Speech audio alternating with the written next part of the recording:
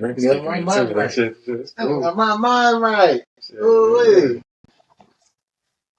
cider. We good. we go. They be like this and make me log in again, though.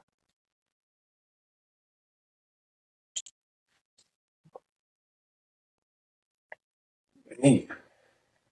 All right, my nigga. So let's touch on some of your military time. I love talking to people about their time in the service and what that was like for them and everything. What year did you go in? 2009. Oh, no. January. 2 years before I graduated. It was literally like, what, less than 6 months of me graduating high school. That's normally how they get you, because, you're in a predicament where you're like, oh, fuck, what do I do? And then you got these niggas knocking on your door and shit, talking about accelerate your life and all that other shit. Where did you meet your recruiter? He came to the door. He came to the door? Yeah. Yeah, so it wasn't like you met him at school or at the mall or nothing like that. That nigga came knocking at the door. I remember that. Damn, okay. He got you. Man, he got me. He was like, man, you're pretty good in school. Like, you're reading and writing and all that. And I was like, I've never had a problem in any of my history or any of my language classes, and my math's decent. Like, I told him, like, it wasn't good when I was a freshman, obviously, but later on I realized that it was formulas and stuff that you need to just pick up and you have to learn. And it's just a formula you just punch in. So I just found out math isn't math. It should be labeled formulas. Oh. There's certain properties and other things that don't change. The concept always the same. So. Yeah. So I just had to rewrite my brain on that. But yeah, I got in because a nigga knocked on my door and I was trying to figure out where I was going to go. And funny shit is, when I got out of the military, my first job, this nigga was there. Was he? At the Amazon SIS at your recruiter? My recruiter. And I looked at him, I was like, Anthony. And he was like, do I know you? And I was like, you got me in the military. What you doing here? And me and him was kind of cool for a minute, and then after a while I started asking more questions about what he did when it wasn't like as a recruiter, and I was kind of mad. I was like, so you flunked out? Like, you have a quota? And if you don't meet that quota, you don't get to re-enlist? And I was just a quota? A number in the system, dog. They needed niggas. I was mad about that, but it's okay. I'm okay with this now. I'm okay with this now. Years later, dog. Years a decade later. 4 years later. 4 years later. Literally, because that was my first job out of the military. I was kind of hot about that. So, you went in, you did your paperwork, all that stuff. Where did they send you first? Great Lakes for boot camp in the fucking snow. That I've never seen that much snow. It was like maybe 2-3 feet of snow. Yeah, we ain't got that here in Seattle. No. So I was shell shocked because not only am I derooted, yeah, I was derooted, and uprooted. I think that's the word. Mm-hmm. I was uprooted, getting on a bus, plane and then a bus with a bunch of like people that I was kind of like not even knowing who the fuck these people are, because they from all over the country. They from all over the place, and they just get you, and then they bring you from one spot to the next spot to the next spot, and then bam, here we are. And I'm like, damn, I don't even know none of these niggas, but these niggas about to be my friends because we about to go through hell. Yeah, that's it. That's your battle buddies and shit. Whatever you going through, they going through. Man. Right there with you. So hell yeah, how was basic? I started out in Division 113 in Arizona, if anybody knows. It's one of the hardcore ships, they call it, but it's a building. And it was nothing nice. I was cool with the fitness because obviously I've always been fit, so that wasn't a problem. Back then, yeah, that wasn't a problem. I was running a mile. I was running a mile in my free time. Like, you can't stress me. Push-ups, okay, you can't stress me. Sit-ups, you can't stress me. But it was the mountain climbers that kind of got me a little bit. But I want to say I got into a lot of trouble, and then I realized it more when my chief came up to me and he told me that he thinks I'm just going to get into more trouble if I'm already getting in this much trouble as it is. He said, "Nigga, I'm from the east side of Tacoma. What you think about this?" So, what kind of trouble were you getting in? man, I fell asleep.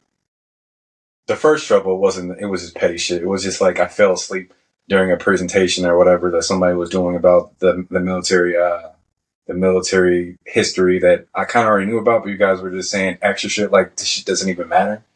Like it's not casualties, it's not war, it's not nothing. It's just the development of a ship and whatever else, and coming from a navy of 20 to 40 or whatever, just bullshit like information. And I was like, I was falling asleep, and he told me one of my petty officers told me to go stand up, and I told him I'm good. Like, go look at somebody else. Like, I'm good, bro. And then I said my ass up. That's what these niggas was in me, bro.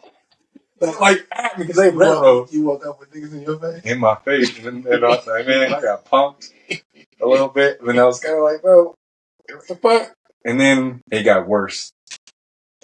Then I got in trouble with somebody they assigned like leadership over us. Like they choose us. So there's a group of people, and they choose an RPOC and an APOC and like some like yeomans or whatever the fuck else. I don't know, just some no name motherfuckers. But the RPOC and the APOC are the ones that lead the division.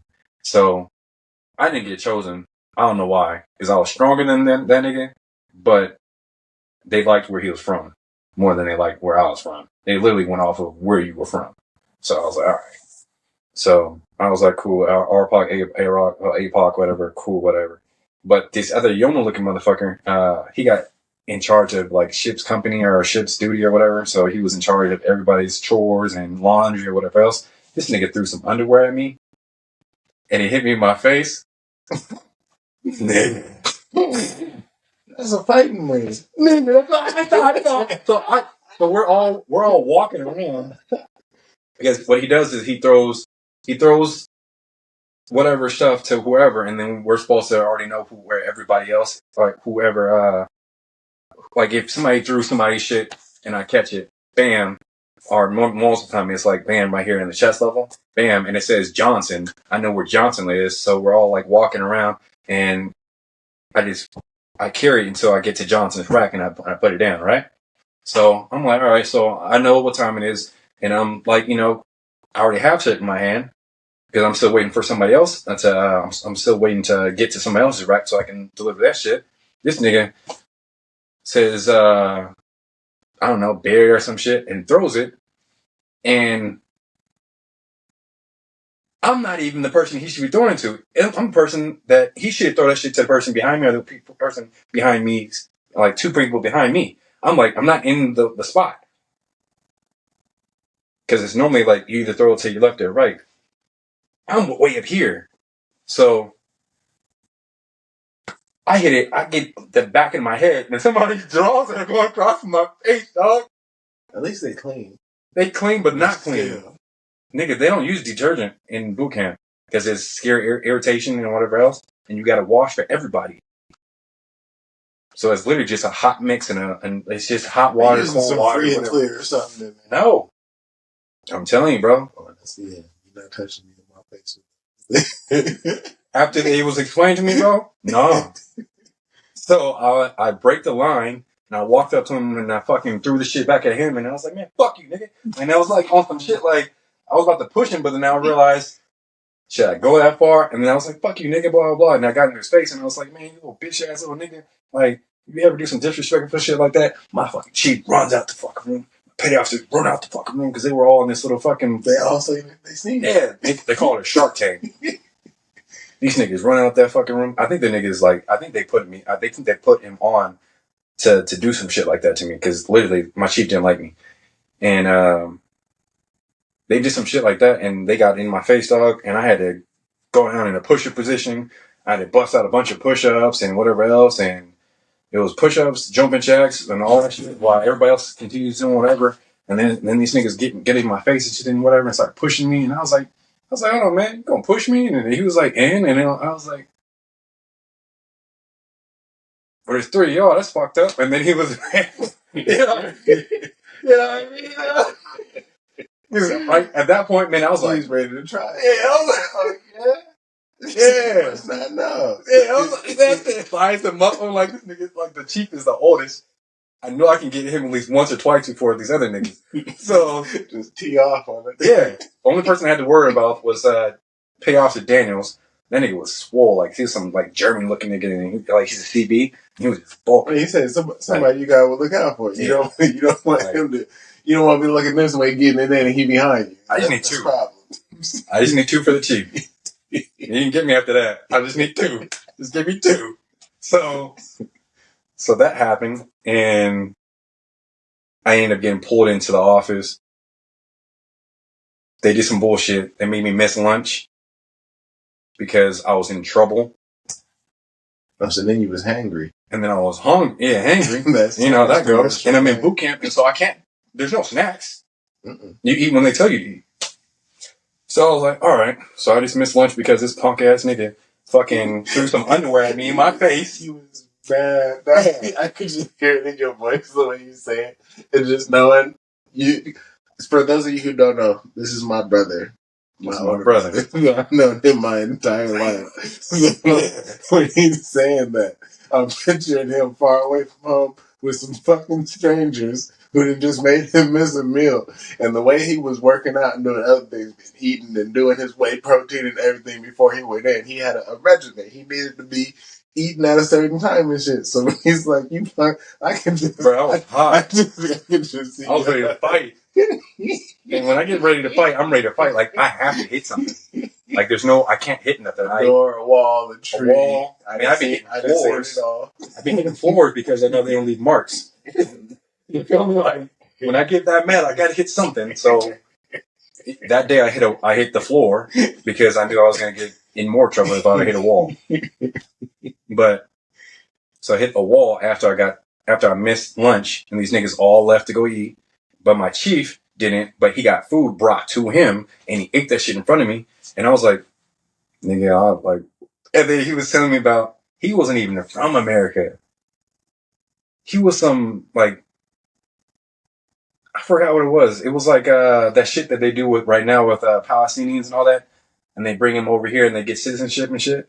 He was one of those. So this big black guy, but wasn't black. He was like some England black guy. And he was talking shit about Americans and whatever else. And I started talking, and I was like, man, but aren't you American? He was like, no, I'm not. And he told me where he was from. And I was like, but you're in the military. Were his parents American? No.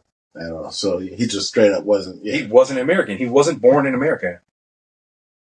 So it pissed me off when he started talking shit about American and American black men. Because number one, if I'm already joining the military, I'm not the regular black man. So I told him that, and he was like, yeah, but I could tell you're trouble and blah, blah, blah. And he kept saying all this bullshit. And I was like, look, dude, I'm going to be real with you. You pissed me the fuck off. So I was still mad. You know what I'm saying? I was like, man, you pissed me the fuck off. Like, not only did you not understand what happened when I explained it to you after the fact, and I missed lunch, and now you're telling me about how I am as a black man in America. But you're in the military. So I was kind of like, what the fuck? So I was like, man, fuck you, dude.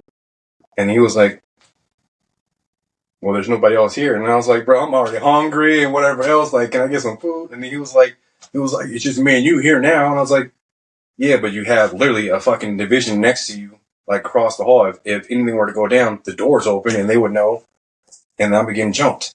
And I'm getting kicked out. I'm not on that shit. Like, if you want to run a fair one, yeah. He's trying to bait you. Yeah, I was like, if you want to run a fair one, yeah. We close the doors and go to the back and like, yeah. And he was all like, see, I knew who you were. And I was kind of like, nigga, but you're the one telling me. Like, yeah. And I was like, all right, fuck you, nigga. Don't even talk to me. And then he was like, all right, and he go stand back outside and wait for the division to come in. And I was like, all right, bitch. I stood out there and waited for the division to come in. So that was the second time I got in trouble. The third time I got in trouble was after I got my hip injury and like 5-5 day. That's some bullshit. So I was running. I don't think I even told you. I don't tell you any of my stories in the military. That's crazy. That's what I'm asking now. Nigga, we document the shit. I got the means to do it and get the word out about I don't what's like going talking on. about the military, dog, because the military is some bullshit. I had a lot of military bad bullshit that happened from the beginning. I know, that's why you told me when I asked about it when I was young, and you straight was like, nah, don't join the military. Nah, unless you're trying like the Air Force, because they get treated good the whole entire time because they realize you're doing a service to America, and they treat you good because they knew you're doing a service to to America. They don't treat you like that in the Navy, in my opinion, in the Marines.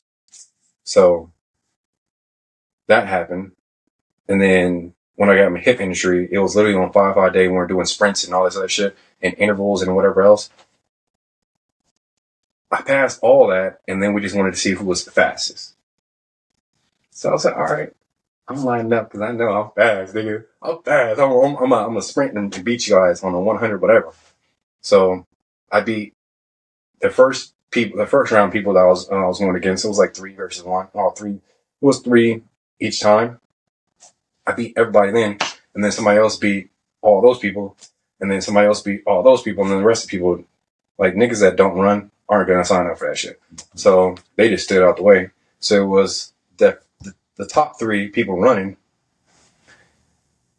Little did I know, the fucking RPOC that I was talking shit about because he was from Alabama or some shit, and this nigga was right there, and I was like, oh, this nigga is something. And he could run. Yeah, this nigga is something. Country boy out. I call that country boy out. Well, that country boy could run. So I personally felt like I didn't think this nigga was on that level. I mean, I found out he was on that level. He was quick. So when I was running next to him, I was like, ain't no fucking way I'm gonna let this guy beat me. He was literally from where I am to the end of this couch. And I was like, ain't no fucking way. I fucking extended my leg a little further out, topped the back of my heel instead of the bottom of my heel. Got that shot. Nah. You fell? Did the splits. Ooh. Fucked up my hip. You did the splits? You wasn't a gymnast growing up. I know. You ain't supposed to do that. I was tripping. But I did not want to lose to him. Oh, so you overextended yourself. Extended your gape a little bit too far trying to do that. And moved my legs a little faster and trying to figure out how I can beat this nigga. Because I beat the other guy. And then that happened and then I lost to both of them. And I was like, damn. And then I was like, fuck. You fucked your hip up in the process. Fucked up my hip. Had a hip sprain and I was supposed to go to the medic the next morning because it was like already like 4 o'clock or whatever. So the medic was already closed. So I was like, oh shit, man. I gotta go sleep with this shit. I got no ice. I got nothing. I got no medicine. I got nothing. Hip hurting. We was about to go to dinner and then go back to the barracks room. And we're not going to work out because it was like 5-5 day and he already knew we already did all this running shit. And that kind of cool because after you've been there for a while, they kind of like lay off you on all the squats and the jumping jacks. They broke you in already. You've already been through some of the hazing rituals and other shit to make sure that you're fit enough to be there. Mm-hmm. So that happened. And literally the next morning, this nigga wants to, the chief was like, he knew I had to go to the fucking medic in the morning because I told the petty officers, so the chiefs, everybody knew that night before I got injured. The chain of command you were supposed to for letting people know you had injured yourself. Correct. But since me and the chief just had that incident like a week or 2 ago, because you're there 24/7. They're not. They go home, they come back. But you're there 24/7. So that happened 2 weeks ago from the time I got injured. And he was like, nah, before they go out to breakfast, have them work out. So I was like, this nigga fucking knows. So I told my pay officer, I was like, look, man, like, my hip really hurts and I'm supposed to go to the medics. I would actually skip breakfast just to go to the medics. Like, I didn't sleep good last night or nothing. Like, my shit really hurts. And he was like, you heard what he said. So I was like, all right. So I did the jumping jacks with a fuck up hip, like fresh hip sprain. I did the push-ups. I did the sit-ups. I did all that back to back because it was push-ups, sit-ups, jumping jacks, push-ups, sit-ups, jumping jacks, sit-ups, jumping jacks, sit-ups. You know, like we're pushing in like 50 each time, and then 100 for the jumping jacks. So I'm like, fuck it, I'm doing this, man. Like I'm here already, you know. And then I was like, fuck it, I'm here. This motherfucker. I get back in line. I get into the chow line. I'm at the back because I'm a I'm a person that holds a sign or whatever to stop traffic or whatever for people to get to cross the roads and all that shit to get there. So this nigga starts pulling people out of the line to work out. My chief. His name was Chief Reedus. I want to whoop his ass. I still remember his name. Let's find him one day. I want to whoop his ass. No offense to nobody. Nah, he's getting his ass whooped. So Chief Reedus pulled me. He pulled me and like two other guys out. It wasn't even like guys that weren't working out. He just looked at people and he was like, you, and he was like, you too, Lewis. And I was like, all right. And he was like, all right. And I was like, yes, sir. I'm here. And he was like, jumping jacks. I need you guys to get in the middle of the room. You guys can do jumping jacks before you guys go to breakfast. I was like, because I was like, I've already been too mouthy, so I was already trying to figure out what my shit is. So I do my jumping jacks. And this nigga says, mountain climbers. And I was like, bro, you know I fucking hit this fucked up. So I started doing mountain climbers like slow and shit. But I wasn't doing it to the cadence of what everybody else was doing it. They were doing it faster. And he was like, he said, mountain climbers you're guys gonna have to keep doing this shit or whatever. Like, he needs to fucking do as many as you guys are doing, whatever. So I'm like pushing myself. I got a hip injury. I'm doing fucking mountain climbers, nigga. And I'm like, all right, dog, this shit fucking really hurts. Like, I can't keep doing this shit. Like, my hip hurts. Like, I got injured yesterday. And he was like, are you refusing to work out? I'm like, I'm refusing to not injure myself further. I got injured. And he said, stay here. He walks those guys down to go to breakfast. Once again, I missed a fucking meal. He comes back, walks me down, thinking I was gonna fucking, go get some breakfast. This nigga sends me to the senior chief's office downstairs, who's in charge of the entire barracks. And he's like, I've heard of you, and I didn't think I was gonna hear from you ever again. And here you are, fucking up again. And he started getting on my shit, and I was like, hold on, man, like it's not even like that. I didn't do nothing wrong. And he was like, shut the fuck up. And I was like, man, fuck you. And he was like, fuck me. And I was like, man, I told you I didn't do nothing wrong. And he was like, get the fuck back in here. And he like fucking closed the door, slammed the door, throwing shit over, and fucking all that shit. And I was like, bro, I don't give a fuck about none of that.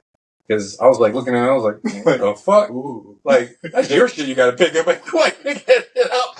Oh, ain't nobody picking that shit up.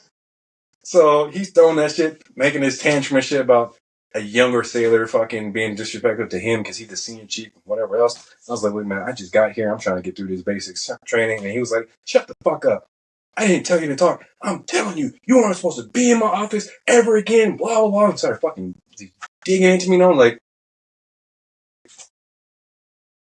and he said, I can't wait to get you back on the fucking plane.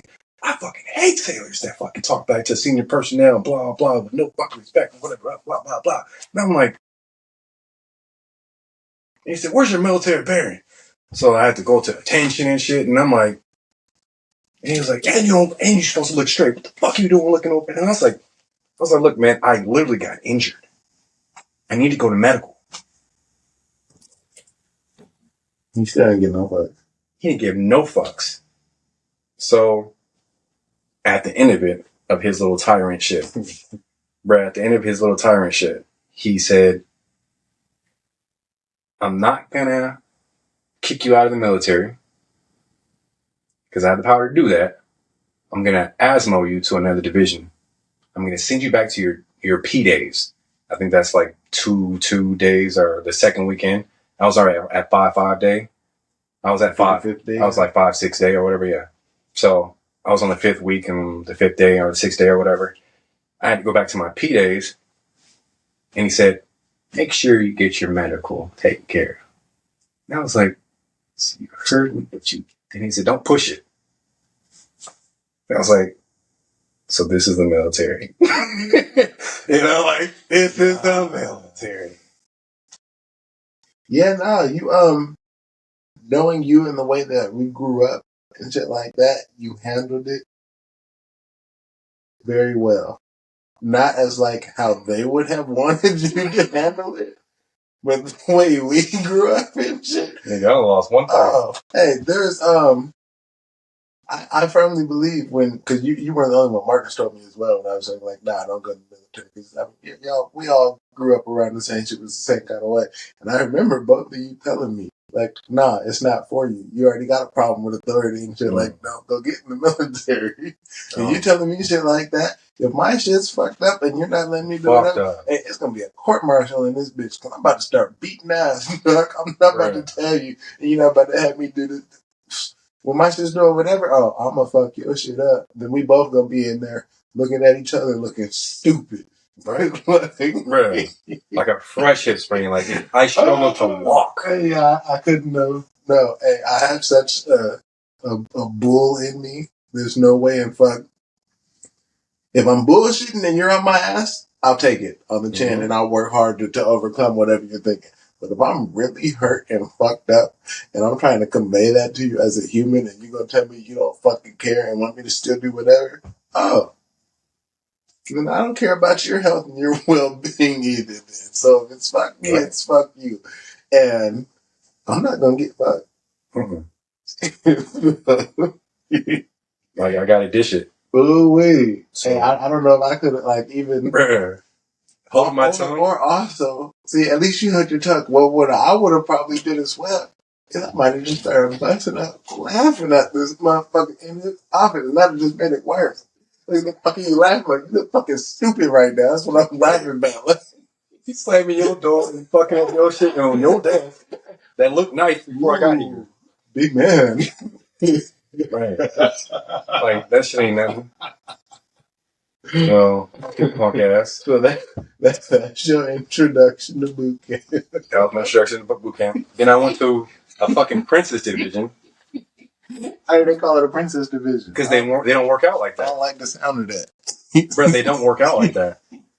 They really don't. Like, I went there, and these niggas thought I was like some old guy or whatever that failed SEALs or something. Because nigga, I had to pack the arms, the legs. Man, I was ripped. Yeah, but he came in there like a god. Yeah. All these nerdy little dinky dudes in there. And instead of doing 50 to 100 sit-ups, all these jumping jacks and mountain climbers or whatever else, these niggas were doing like 10 or 20 push-ups. Jumping jacks, maybe 50. Weenie Hut Generals. They did literally half or a quarter of what we used to do. And then I was telling them, like, this is your P-days? Like, you guys ever get beat? They were like, what's that? Until somebody throws up. You ever, like, get beat and, like... work to exhaustion to your body's giving... Like, they do it just so they can find the person that throws up. Like, you continue to work out for, like, hours. I think the time we got beat, I think it was, like, some ice cream social, I think is they call it. Because they do it right after lunch.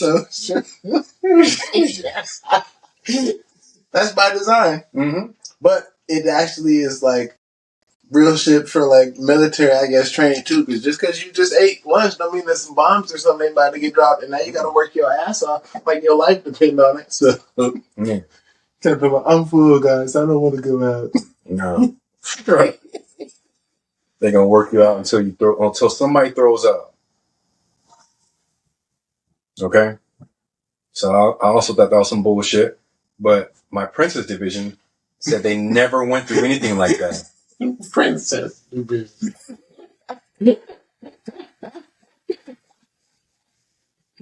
That's fucking funny. Yeah. They said they never went through anything like that, and that was Division 147 from a different ship. I think it was. I went from Arizona to somewhere else, but that other place didn't even matter. Like, it didn't stick to me because I couldn't remember it. I remember Arizona. But you had tough times and was challenged and actually went through shit there versus now you hear like, you ain't even worked up to like breaking a sweat getting it in really doing the shit they're doing. You still ready to go and it's like, oh, we done? Right. So the one time I fucked up and the one time only I ever fucked up in that division was I went to a petty officer and I said, what kind of princess division did I end up in? And he said, what'd you say? And I was like, oh, nothing, man. I just don't know why you guys don't really work out. Like, I used to get beat. Like, we should do way more. And he was like, do you want to do more? I was like, nah. This is cool. Nah. Okay. He was like, all right. Just make sure we're on the same page. And I was like, no, you're good, petty officer. Like, appreciate you. Yo. Completely different. Went through that class, fucking flying colors, like it was nothing, dude, with a hip sprain. And they didn't make me do all of my shit because I was still LOD with my hip sprain, and I've already done it, so it's already documented that I already went through the gas chamber. You already went through all that shit. Yeah, the run test and whatever else, and the PRT, all that shit. Already did it, so they were like. So I was just like sitting there over there, fucking. He said, "Well, if you want, you can do push-ups and sit-ups, or if you want, you can do the standing jump. If you want, this and that." And I was like, "Bro, this is something else. Like, I wish I would have started with you guys." No, that's not what people need. You need the hard in your ass back break and wake your ass up random hour of the morning shit. That's what you needed. Not the princess shit that you went to. Is why nowadays they had all that affirmative action and other different shit going on. Now they have stress cards. Now they have stress cards that they give people in boot camp for when they're too stressed out and they need a break and they get water and everything else. And I was like, that happened literally while I was still in. I think it was like my third year, fourth year. Now they're stress cards. Okay, so when I just seen something the other day with this dude talking about how like a lot of other militaries and the way they train and whatnot would stomp most American soldiers when it comes to certain shit. Yeah. If a motherfucker got a pussy card, yeah. I'm tired. I can't do this no more. I need a break. Can you stop my time? I need a break. I'm stressed. I'm hurting. What I can say is, having never been through that, I'm not in the military, never been through a boot camp or anything like that. I'm only speaking on this as like a human perspective looking into it. I don't disagree with the military the way it was before that, with making people and taking them to their breaking points and finding out like, okay, you're not cut out for this, or feeling like this is the limit we can take you to, but you still have use to still be able to do this and that. But if they're giving people a chance to not even get pushed to those extremes, what about in 2032? When World War IV.5 breaks out or whatever, and motherfuckers really gotta go get caught. There is no card you can pull out in the middle of the battle when shit's going off and shit's blowing up, and they tell you we need you to run this ammo across this fucking field to get over to this fucking foxhole or something. Like, what are you gonna say? No, I don't feel comfortable doing that. So you're gonna leave your fellow soldiers out there to die without the ammo that they need to defend the front line? Like, no, Warzone's Warzone. I think there's a rule out there. If you break it, then you die. Like, he's able to shoot you or whatever because it's something like it's in dire need. I forgot what rule it is, but there is a rule out there with officers being able to shoot somebody who's being insubordinate during time of war with stuff like that, which is. Doesn't surprise me because even like in Ukraine and with the Russians and whatnot right now, Russia has generally since Soviet Union times always had in the reserves and in the rear troops that were assigned on anybody who was neglecting their duties, going AWOL, telling you to go AWOL, definitely. And they would just mow them down during World War I and II. They're literally like black and white footage and old documented things of like people being told to do a mass wave and not to. And they would set up machine gun positions behind the front. And if they told you to go that way, anybody that came back this way, oh, you and your squad got lost and whatever and decided, and it just hosed you down. Yeah, no, fuck all that. That's bullshit. But, no, I think it's asinine to give people that are supposed to be a trained combatant, a soldier, a sailor, an airman, or whatever the fuck you're doing in the military. A seaman. Hey, whatever the term that you want to use for whatever the branch that you're in, I feel like there should be at least that standard that people were held to in trying times, because that's what makes the men out of men is that camaraderie you have to build. If I grew up just the way I grew up and I got into some shit with somebody and you had a chance to say, no, this is too hard for me, I don't want to keep doing this, but me and everybody else got to keep going and fucking doing it. Now we get into some bullshit later. I'm not going to look at you the same. Right. We're going to get out here and you're going to be that motherfucker that I got to pull your slack. Go to the back and get me the fucking grenades and come back up front. Like, give me some water. Right. Like, I'm not gonna rely to have my life in your hands if I've seen you with my own two eyes go through something we're all supposed to go through, and you didn't get to a point where your body quit and you collapsed and threw up and had muscle aches and spasms or just physically couldn't continue forward. You pulled a card out your pocket? A card, dog. And they had like 3 of them. It's a fucking soccer game? Bro, they had green cards, yellow cards. No. Yeah. Okay, so going past that, after you get done with that stuff, when did you were on the Nimitz, correct? Yep, got there in October of 2009. That is where you ended up going. And I flew on that bitch. You flew into it? You didn't have to walk on that shit? No, I got flown on from Bahrain to the Nimitz, and I landed on that shit, and I jumped off, and I was like, damn, this is a flight deck? This is what a flight deck looks like? Okay, back up for a second, though. How did you get to Bahrain from Michigan? They flew me to Cali, and then they flew me. I was at like some. I don't even know. That's not even. It wasn't even an A school or C school. It might have been a C school, but I don't remember doing like schoolwork until I went to A school. So, hold on, my bad. I skipped something. I went to A school first in Pensacola, Florida. That's where you went after boot camp. They they give you like a 2 weeks break or whatever. Crash course after that, though. And then, bam, you're in Pensacola, Florida. Training was there. It was cool. What did you do in your 2 week break? Do you remember? No, that's because I know. I think it was so insignificant. Between doing shit and but okay, so then you went down to Florida. Went to Florida, A school down there in Pensacola, Florida. All that shit was cool, but it was more like dress up bullshit during the night because they want to do roll call, make sure you're in, so you're not like AWOL or nothing like that. You kind of get more of the military experience of a brotherhood because now you're stuck in your rate and you only deal with people in your rate. So now you have that brotherhood of... You're surrounded by peers, people of the same rank, basically. And this is what we're going to do when we get to the fleet, and they prepare you for the fleet. So I was fascinated with that because I was like, oh, okay. And that's what you came for. Yeah, get sent out to a boat and be with your guys out there. Yeah, so they start teaching you about your rate, all your rate, and they tell you about, all the stuff. They prepare you for the fleet. And that was cool because I was like, man, I actually went through the worst part of it, and now I'm here and now I'm learning about what I actually came here for. The fruits of your labors. Yeah, and I'm starting to see that, and they fed us really good. I still want to say... They said the Navy eats good. Pensacola, Florida was still one of my favorite fucking places to ever eat in my life. If I can go back there and eat on base, and I hope those old ladies are still alive, because God bless them. Those motherfuckers all need to go to heaven. My bad. All those ladies need to go to heaven. They was throwing down. Somebody's grandma was back in there fucking it up, huh? All those ladies. This is my first time actually thinking back that far to those ladies. They made sure you had your banana pudding. They made sure you had all your food cooked, man. Like your banana. And you're in the South, so you know the food is different when you down South. Yeah. So I ain't gonna front. I want to say that was my best experience was eating at Pensacola, Florida.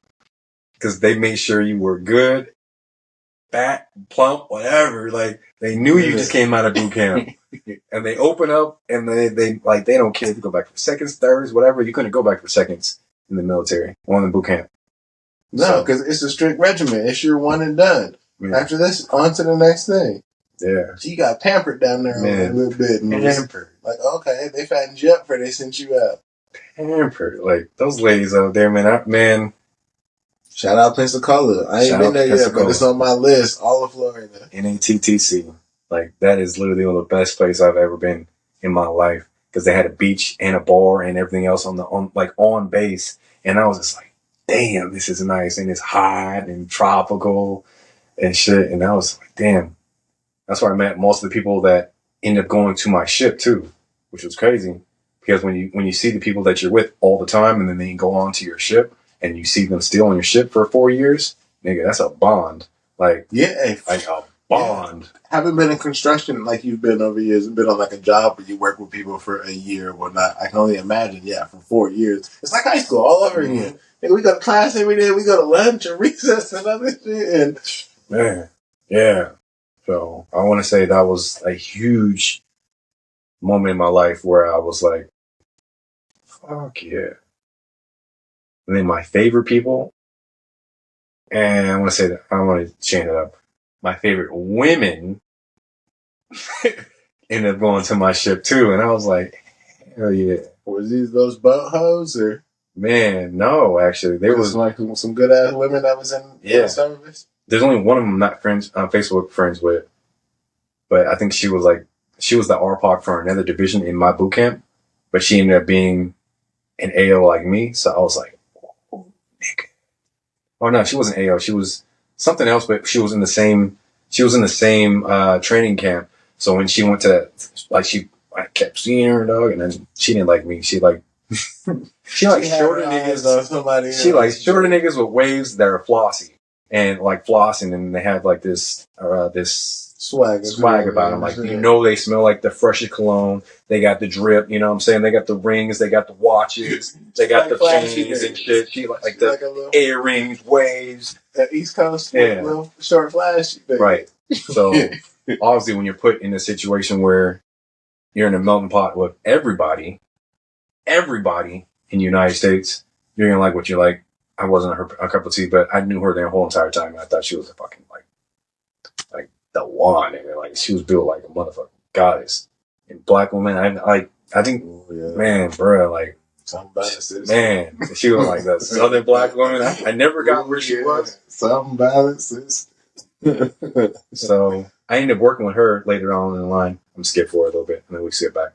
I ended up working with her in the Master Arms division when I was TAD, and I was like, yo, I remember you when you were in boot camp. That's crazy that me and you are now like partners and shit, walking around and whatever else. And like, I low key like think you fine as fuck. And she was like, well, I got a boyfriend. And I was like, oh, you're saying, well, I've been to you, but cool. That's cool that you have a boyfriend. He said, I don't know why you bringing up new shit. Talking about shit. I ain't worried about him. Right? I remember when he didn't have no makeup.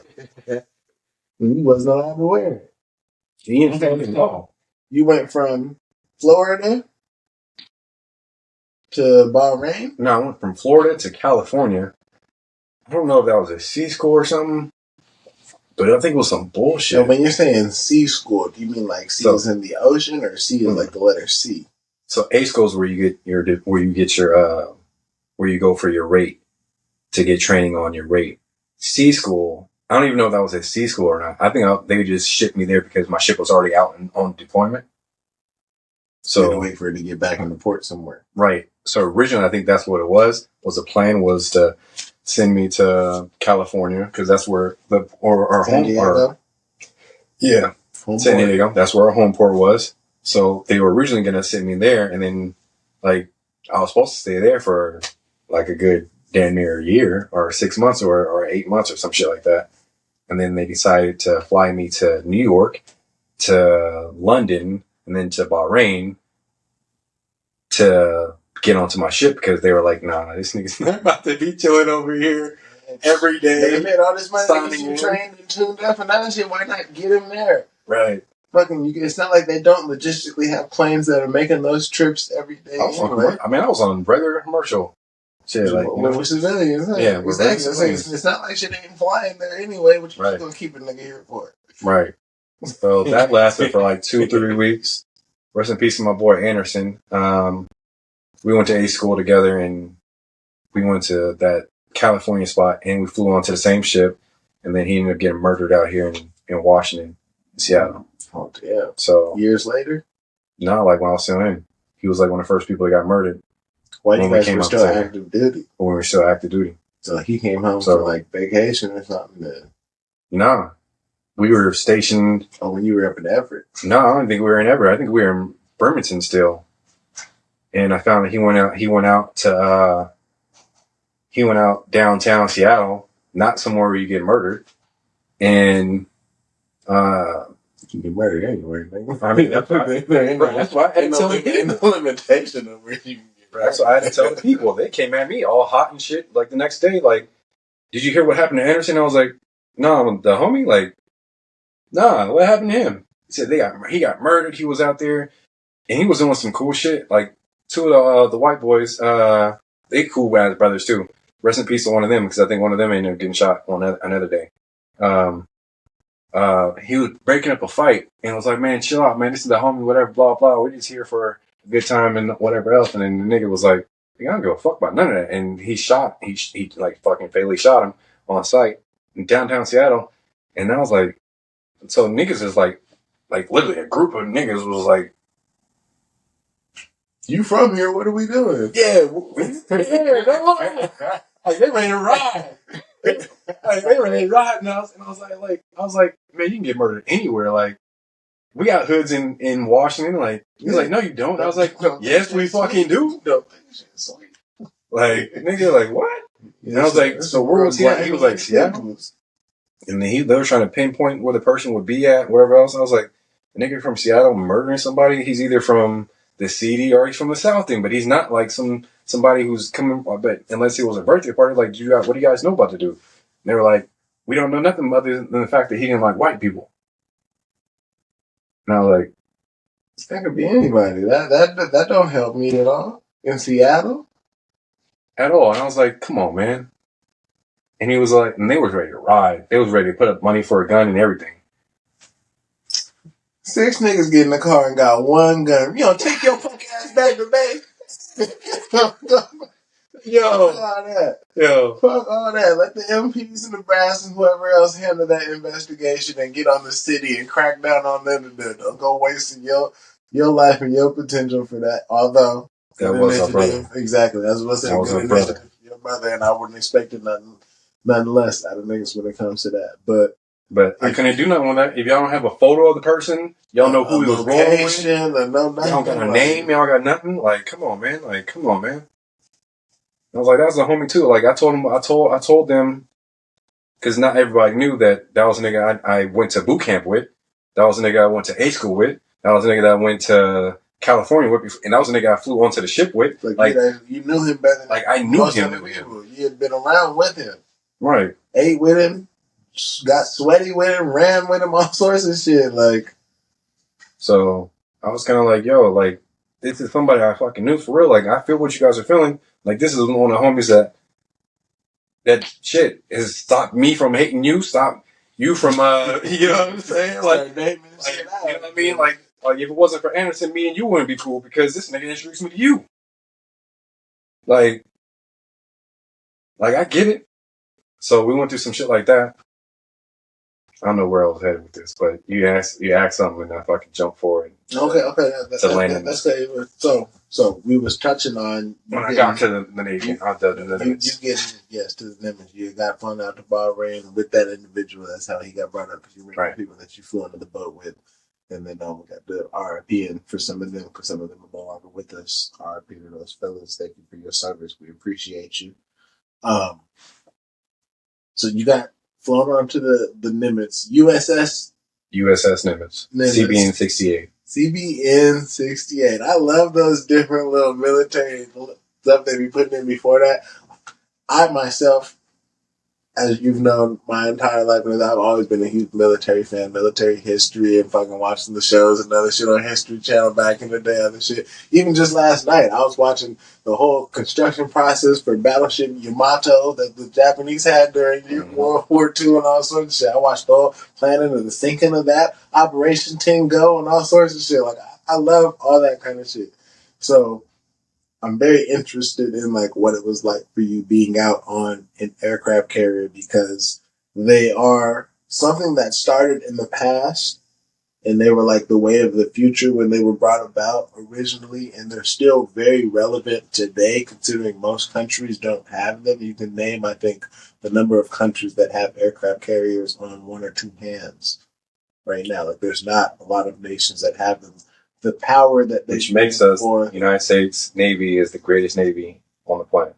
Simply for that, there's I think what 13 active carriers right now in the U.S. Naval Fleet or something like that, and awesome. So like it's definitely it was a game changer when it came about and what it did, and I just want to get like some of like how you experienced and felt being on such a huge platform in the water. That's not like other people who have been like maritime merchant marines or on a fishing vessel or on a destroyer. You were on an aircraft carrier, which is a city on the water. Like not only that, a nuclear powered aircraft carrier that carried all sorts of people, ordnance, different regions of the world, different things with different shit going on. However many sorties were flown out from that ship while you were out in theater, as they would call it, and things like that. Just let's touch on some of that. Like how was besides okay, no. When you first got flown out the boat, let's touch back on that because you lit up kind of in the way that you haven't really for a long time. You remembered like first flying onto that. But how was that for you for the first time? Because you had never been on an aircraft carrier before this, right? Mm-hmm. Did you? You've never even really knew what one was besides like the schooling and a little bit of teaching and other shit. But yeah, how was that flying? What did you fly in? Was it a prop plane or a helicopter? I forgot what kind of plane it was, but it was like some janky shit. But it kind of looked like Modern Warfare or whatever when it's just like a row of people and the back's open and you can kind of see like, are we jumping? Kind of shit. Like it's got the platform in the back that lowers down for cargo. And yeah. So I was on one of those, but we're like circling the ship. And that's open. So you can like in an open out the back. No, yeah, and there was windows too, I think. Or no, I think, actually, fuck, I don't know if there was windows or not. I just remember looking at the ship, like, nigga, we're about to fly, we're about to land on it. We're about to land on a ship? Out of a plane? We from Tacoma. We ain't never seen no shit like that. Man, in real life, bro, I legit was like... That's Call of Duty, right? I think the first time, I mean, really being like, damn, I'm really... here at 19 years old, about to fly onto an aircraft carrier where I'm about to live and have a bag of clothes. That's all you got with you? What do you have with you? Bag of clothes. One bag of clothes, that's it? One like bag a duffel bag, like a rucksack? Bro, I had underwear, t-shirts, and uniforms. Nothing else? No essential, no personal items? No personal items, no nothing. Nigga, you ain't not a... Nah, laptop. not nothing. Just, but I guess operational security and other things like that too. Yeah, you can't bring your civilian shit. You can have your whole life. I didn't know. I didn't know. They said make sure you have enough underwear, socks, and the stuff that you're gonna like wash and whatever else. So you need your shorts. And you need some towels and shit like that. Or you can get some of the towels and shit from the ship store, but make sure you get it before you get there because nothing's guaranteed on the ship. Because if they don't have it, they don't have it. Yeah, if it's sold out between deployments somewhere and shit. So I went on that. So I literally went there with just my underwear, my socks, the shirt that I was wearing. I didn't even go on wearing my uniform. All of us wore our civilian clothes. And that's how it is, like during the whole deployment. So everybody knew that you were new while you were coming in. Fresh new. Boy, you ain't even got no dress on. Like, hey, you fresh new. So I was smacking the back of the head when you come walking on board. What's up, new guy? So I think my flag was a little different back then. So I had I think I had a FUBU shirt. They don't even have FUBU now. I still have a FUBU shirt at home that I might have gotten from you.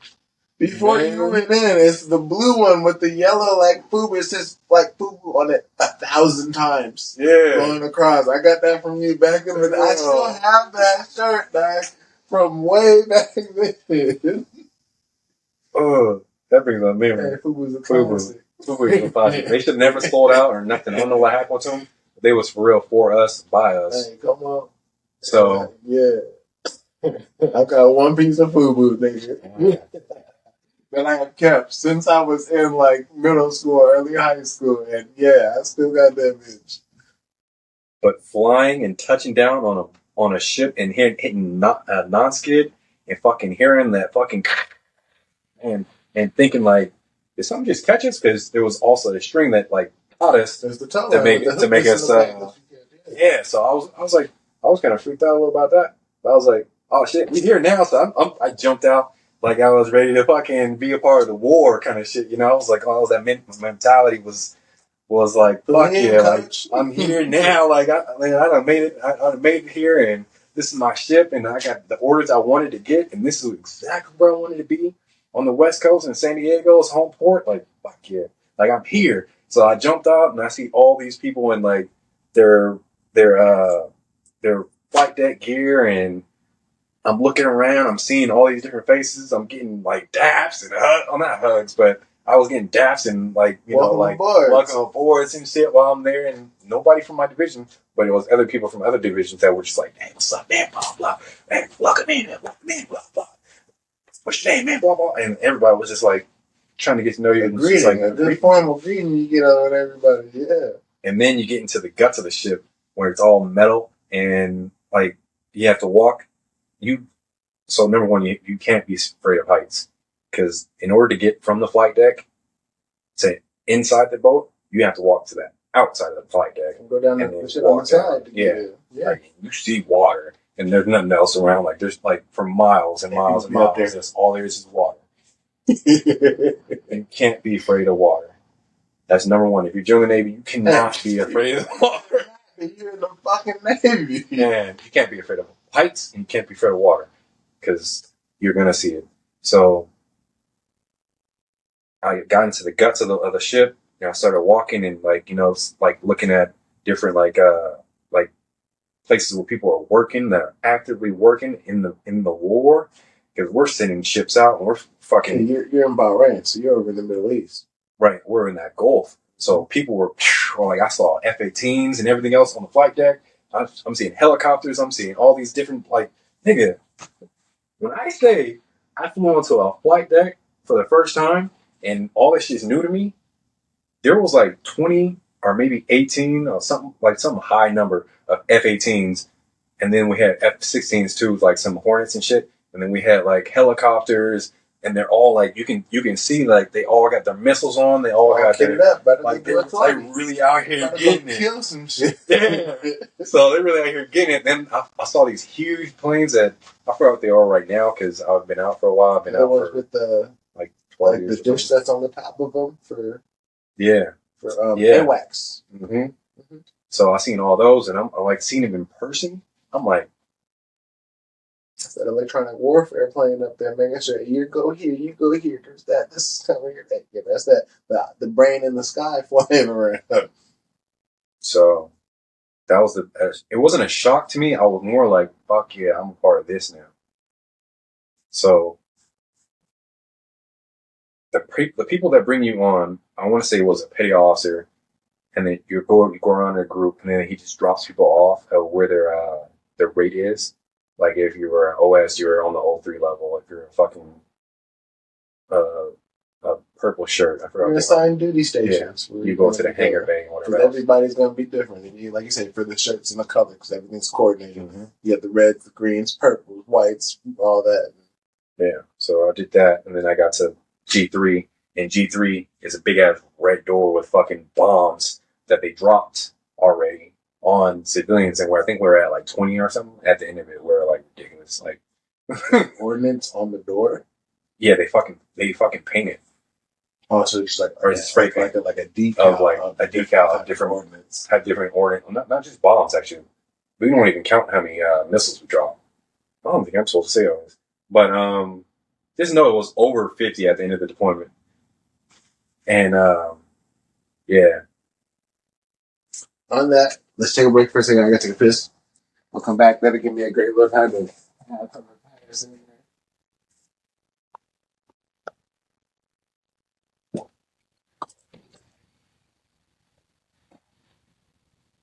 Wow.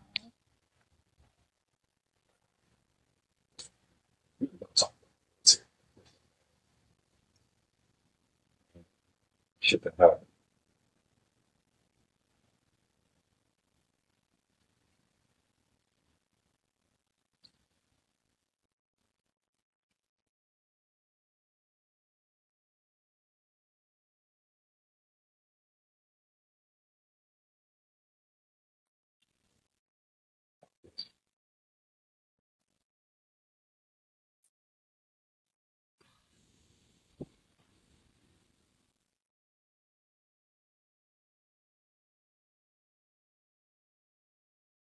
Get you some. I did.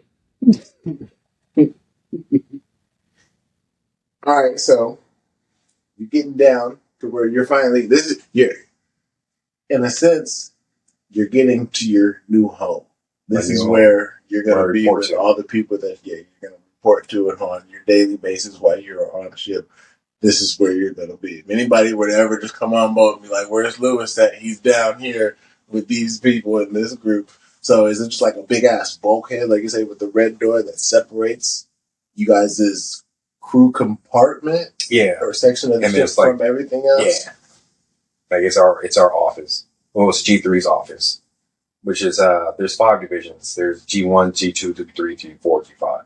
G3 is ship company, and we're the ones that did the ammunitions, and we send shit up to the flight deck. We send shit up to the hangar bay. We walk shit from the hangar bay to the flight deck if shit's going down, whatever else. Get it out, load it on this. And we're the ones that assemble all the ordnance, and we're the ones that if they send some like a M6A1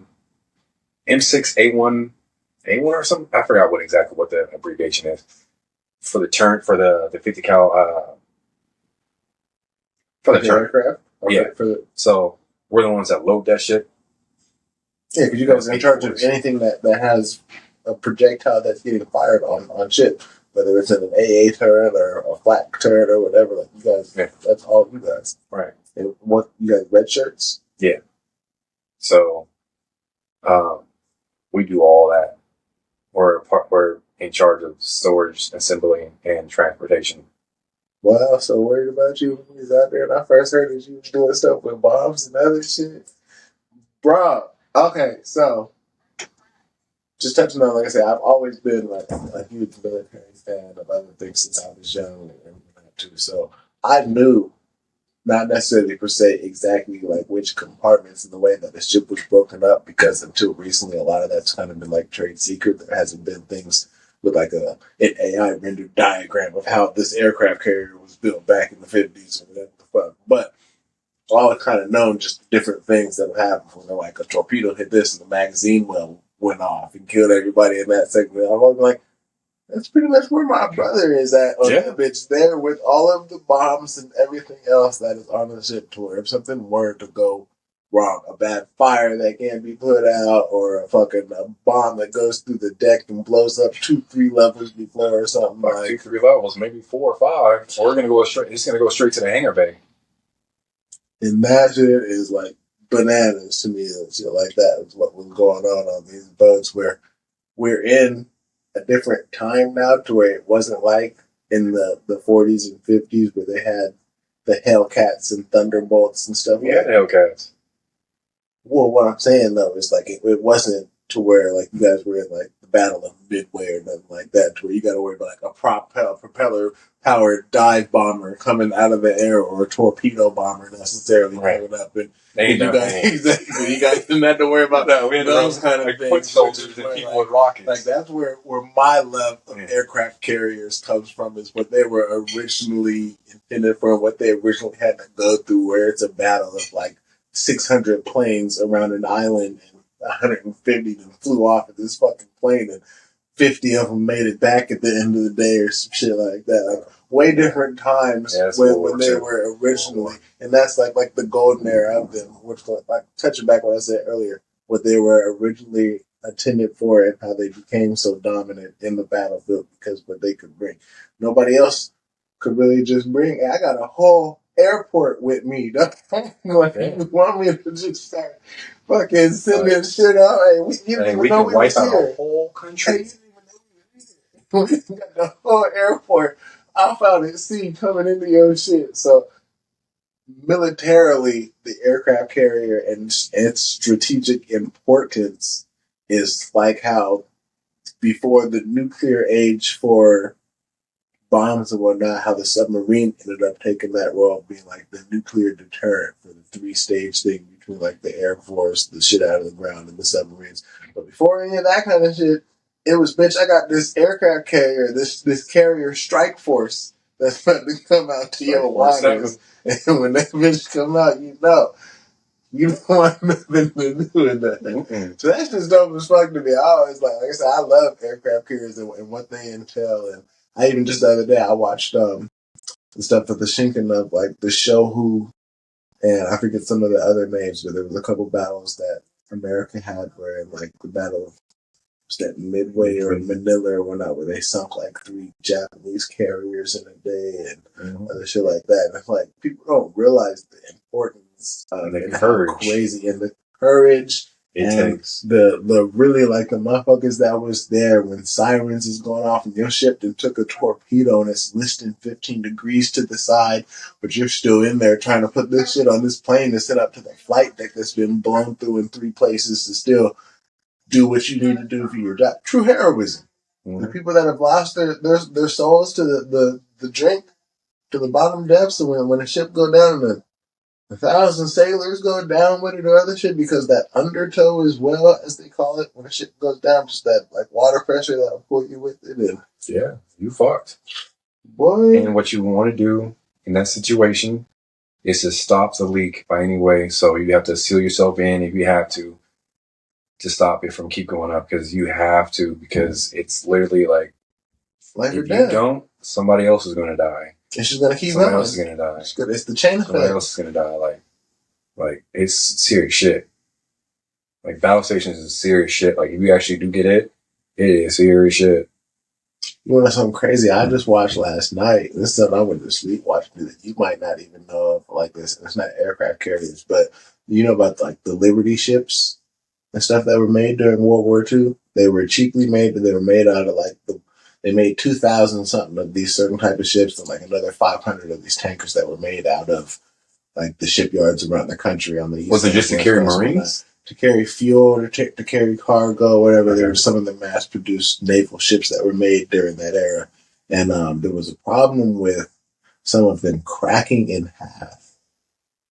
Have you ever heard about that? I just watched a thing about that last night, where I forget what the names were for those vessels, but some of them, one of them was at port, had just done its sea trials, it went out and did that, came back, was at port doing whatever, where this thunderous crack went off and this roar that was heard for like a mile around, and the ship literally just like cracked in half just from shitty design, shitty what. It was being mass produced. Like I said, they made 2,000 of these vessels.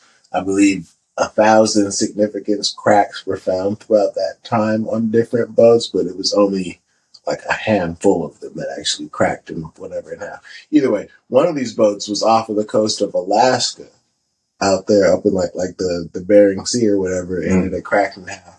And the whole, like the ship split in two, but because of the way that they had kind of got a warning from some of the sounds that were going on with it, because I guess when you're in a boat and so on, you can hear creaking and other something's going on. Ain't nothing like metal fucking coming apart. So when that shit's going on, they had notion from, okay, during World War II, this was happening with some of these boats. So this is right after the war. Some of these were still in use by the Navy and some private people and stuff like that, because they had excess of ships to still use. You're not just going to not use a boat that still fucking can take shit somewhere.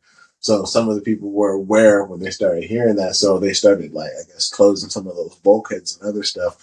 And there's straight up reports and documented black and white photos of a boat that's cut in half, but because of the way that they closed everything off, that other half of the ship in the back still stayed floating. and they were there for like 36 hours or something like that before they got rescued. But they closed off those bulkheads and did that other shit, and they didn't sink. They ended up staying afloat and were able to get rescued later. I was just like, nigga, that's cool. You stayed afloat in half a boat. Like, I just watched that shit last night. Man. Stop that fucking from sinking by all means. That is your home.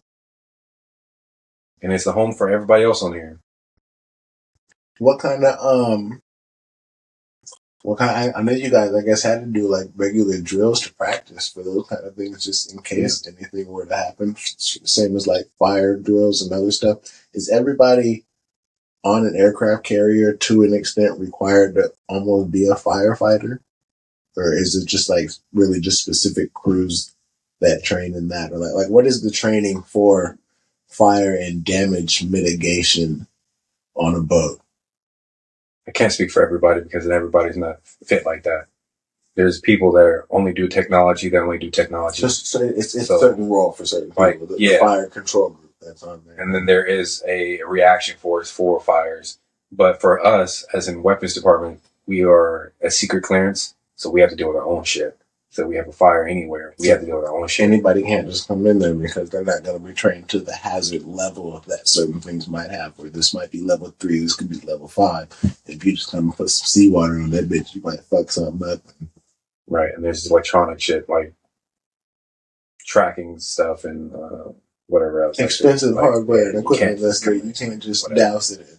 But and you have to know what's inside that box, or what's inside that KMU kit. Like, you have to know what's, like, you know. So by any means, take the fire out, but they weren't in charge of taking out fires or anything that would happen in our compartments. All right, so touching back a little bit after you got on the boat, you're settled in, you've gotten, like, what was your sleeping conditions like on an aircraft carrier? Fucking meat. Is it still the hot bunk thing that they say where, like, after your sleep session, somebody else is going to come use that? No, it's not like that. That's submarines. Okay. So I know I've heard of that somewhere in the name. Okay, that's submarines. Yeah, that's submarines. You have your own rack, and then it lifts up, and then you have like a coffin of stuff that you can put your stuff in there. Underneath it? Yeah. And then you close it and you lock it. It's like a fucking coffin. I ain't gonna lie. So it's like that. I was put with a group.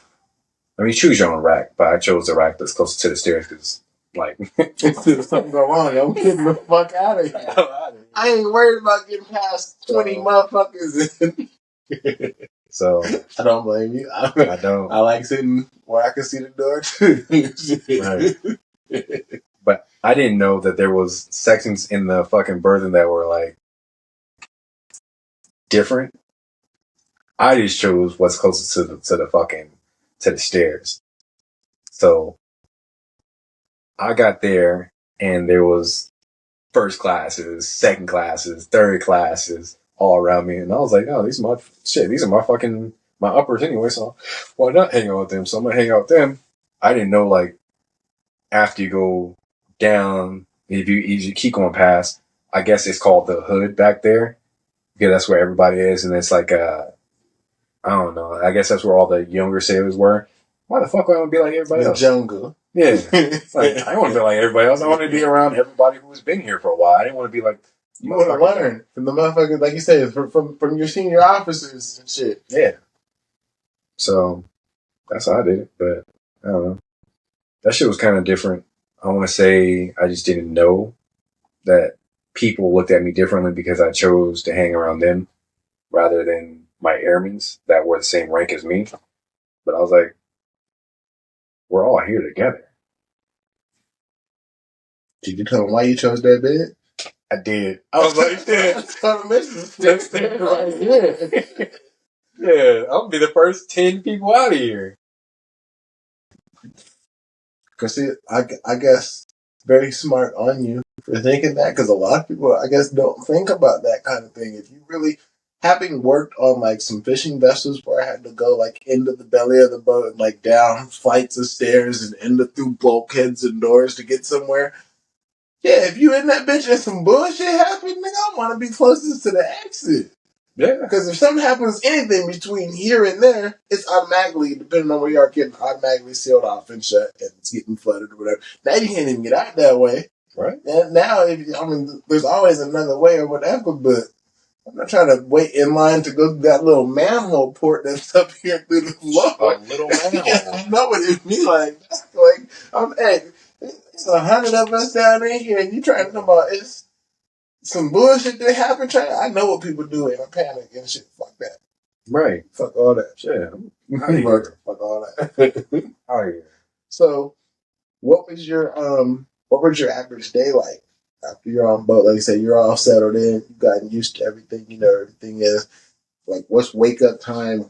What are you going to go do? Actually, it's 5 o'clock. It's 5 o'clock, and you have to muster at 6 o'clock.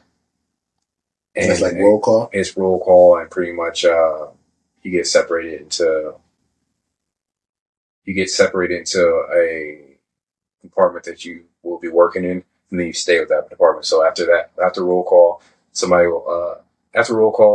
our chief petty officer or our senior chief or whoever who's in charge at that moment that wants to speak will come up and say, this is what we're doing today. And during wartime, it was like, we're going to need help at the amount of bombs that are going out, and this amount of ordnance coming out, and we're going to need you, and get with your petty officers and blah, blah, and we're just going to, they need to do a map out of what's about to happen. Like, we're about to meet some shit. Also, yes, because you were on the ship during wartime and a lot of what you were doing, I'm sure certain things you aren't at liberty to just talk about it. Is there anything you feel like you can't just... You might have to wipe out the other part when I said how many bombs we had or whatever. On the, like, that's what you're supposed to talk about. Anything that I'll put out regarding that, I'll let you look and review of it before I put anything else. So I haven't said anything after that, I don't think. Just keeping that in mind too. I mean, you might want clearance for something else here, there, now, back in the day, or further down the road, or whatever. We'll cover our bases for that.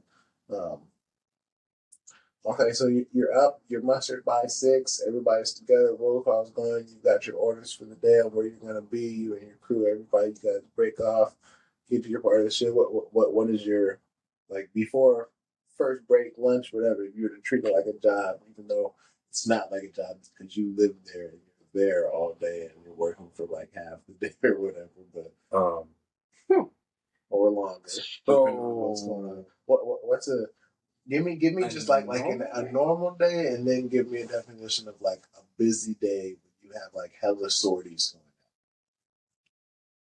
A going normal day during a war zone is you working 12 hours. There's day shift and there's night shift. 12 hours, 12 on off, 12 on, 12 on, 12 on, 12 off, whatever, right? But you might still be called for battle stations. If anything happens, all hands on deck, shit like that. It was like, fuck your sleep, get out here and help these niggas. Yeah, like they need more help here or whatever. So you suit back up and you're there anyway. Yeah, so it's not like you're at home. You were sitting on the couch watching TV. Now get back to work. And that can last 3-4 hours. It can last 5-6 hours. It can last fucking till 1-2 o'clock in the morning. But you wake your ass back up again, because that happened a couple times. There was a couple times where we were off, and then 9 o'clock happens. Fucking general quarters. All hands, men, general quarters, and we were up there at 9 o'clock, and we didn't go back to our rack until like 2-3 o'clock in the morning, and then we had to wake back up for our regular shift and relieve the other people, and then like shit like that. But that's the rarity. The normal day is 12 on, 12 off, and all we're doing is breaking out KMU kits, and we're doing an assembly line, and we're putting fuses and bombs, and we're sending them up, and we're fucking walking. We're walking them to transfer them to G1, and then we're G1 transfer them up. Like, that's our normal day. How is the process of dealing with sensitive materials like that while on a skyscraper that's floating in the ocean through swells and other things? Even as big and as heavy as that boat may be, the ocean is still mightier. And there had to have been some points. So although, like you said, if you're over in wartime, you're over in like the Gulf or wherever. That's kind of not open ocean where it's as bad. But like, what's some like some bad weather you experienced ship wise where you still had to do your job and it made it challenging to do that just because the listing and the pitch of the ship. To be honest, whatever Gulf we were in wasn't bad. It was the Gulf around China or that ocean around China that was China bad. Sea, That shit was South of bad. Taiwan. That shit was bad. We had rough seas there. Turbulent waters. That's why they say China only has a short window to even be able to invade Taiwan in those waters because most of the year the water is so rough there. So, Right. So I want to say, like during wartime, and we were like in a war zone, it wasn't that bad. And you have sea legs because you're out there all the fucking time. Like every day you have sea legs. So if you like had to put a bomb on a fucking rack or whatever, you do it with a hoist anyway. A school, you did it with your arms and you overlap your arms like this, whatever, and you lift with 3 people on each side and you fucking get a 500 pound bomb up into place fast. Yeah. But we didn't do that shit on in the fleet that we use hoist. Safety first. Yeah. Easier on the back and make sure there's less problems for somebody to drop something or something to go wrong. And right. For that, it takes some of the human aspect out of what could go wrong with the manual lifting device. But obviously that was still there just in case the hoist was fucked up. But it never was. We made sure that shit was oiled every day. Come on, yeah. Maintain my back, not today. Got to. Oil. If you want to make sure that it's like a good welding machine, a good fucking forklift, you do your inspection every day and make sure that bitch is that shit all the way down. That shit all the way up. Man, swing that shit lift. Construction wise, to know the way for that for a bit, something I had to really be thorough about trying to train my apprentices to do. I noticed we'd be on this job site and we got like 40, 50 guys out here. We got 8, 10, 12 lifts all around this building of different sizes doing shit. Every day on this job site, though, you're supposed to go through and do your checklist, your vehicle, walk around and do all this and that. I can't tell you how many motherfuckers I've seen go out and just start it up and just fill out the paperwork. Just go turn it back in. I showed my fucking apprentices after some certain shit would happen where somebody halfway through the day or in the morning get up in the lift and it don't work and do right, whatever. I'm like, well, did you do your safety check this morning? Did you go through all the different shit that you were supposed to make sure that all that shit was working properly before somebody decided to put their life on the line and get in there? I had to literally show motherfuckers, hey, no, start the machine from the fucking base. All the controls are here. Use the jib and the arm. Make sure it goes up. Make sure it goes down. Make sure everything rotates. Make sure it blooms out, comes back in.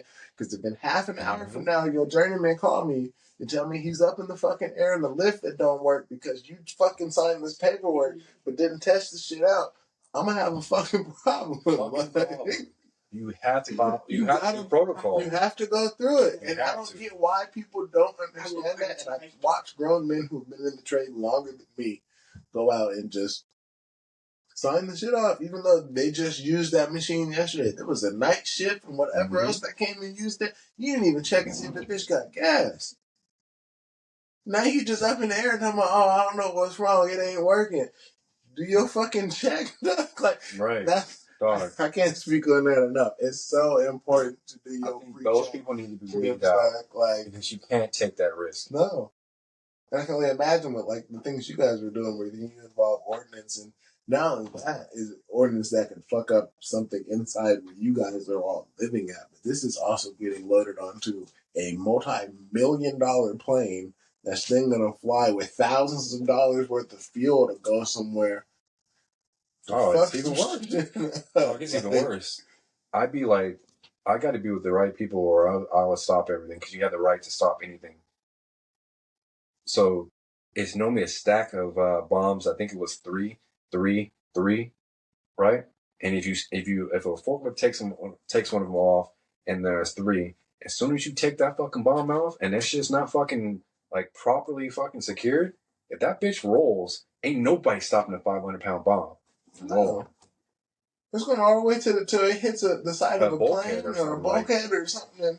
Like, now, if that were to be happening while it's still off of that rack, it doesn't have a fuse primer and stuff like that, so it's not going to blow up. But if you're not looking and you're looking at a clipboard doing this and it hits you from behind, it's going to take you out. Yeah, it's 500 pounds. What type of accidents that you're able to speak on, because some things you might not be able to just because of whatever. But like, what kind of crazy things did you see happen while you were doing it?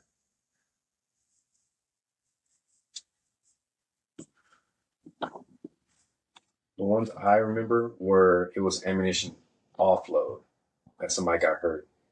Like they fucked up their knee because they weren't looking at a conveyor belt, and it was like ammo that was coming down, and then it fucking took his knee out, and then like it fucked up his Come on, like a box of ammo. yeah, and on like conveyor belt like, but that was ammo. That's an ammo offload.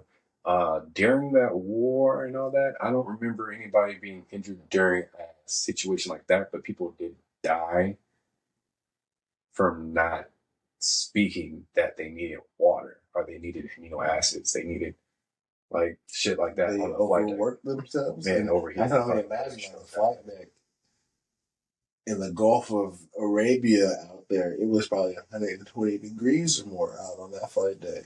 What's crazy is it was in Hawaii.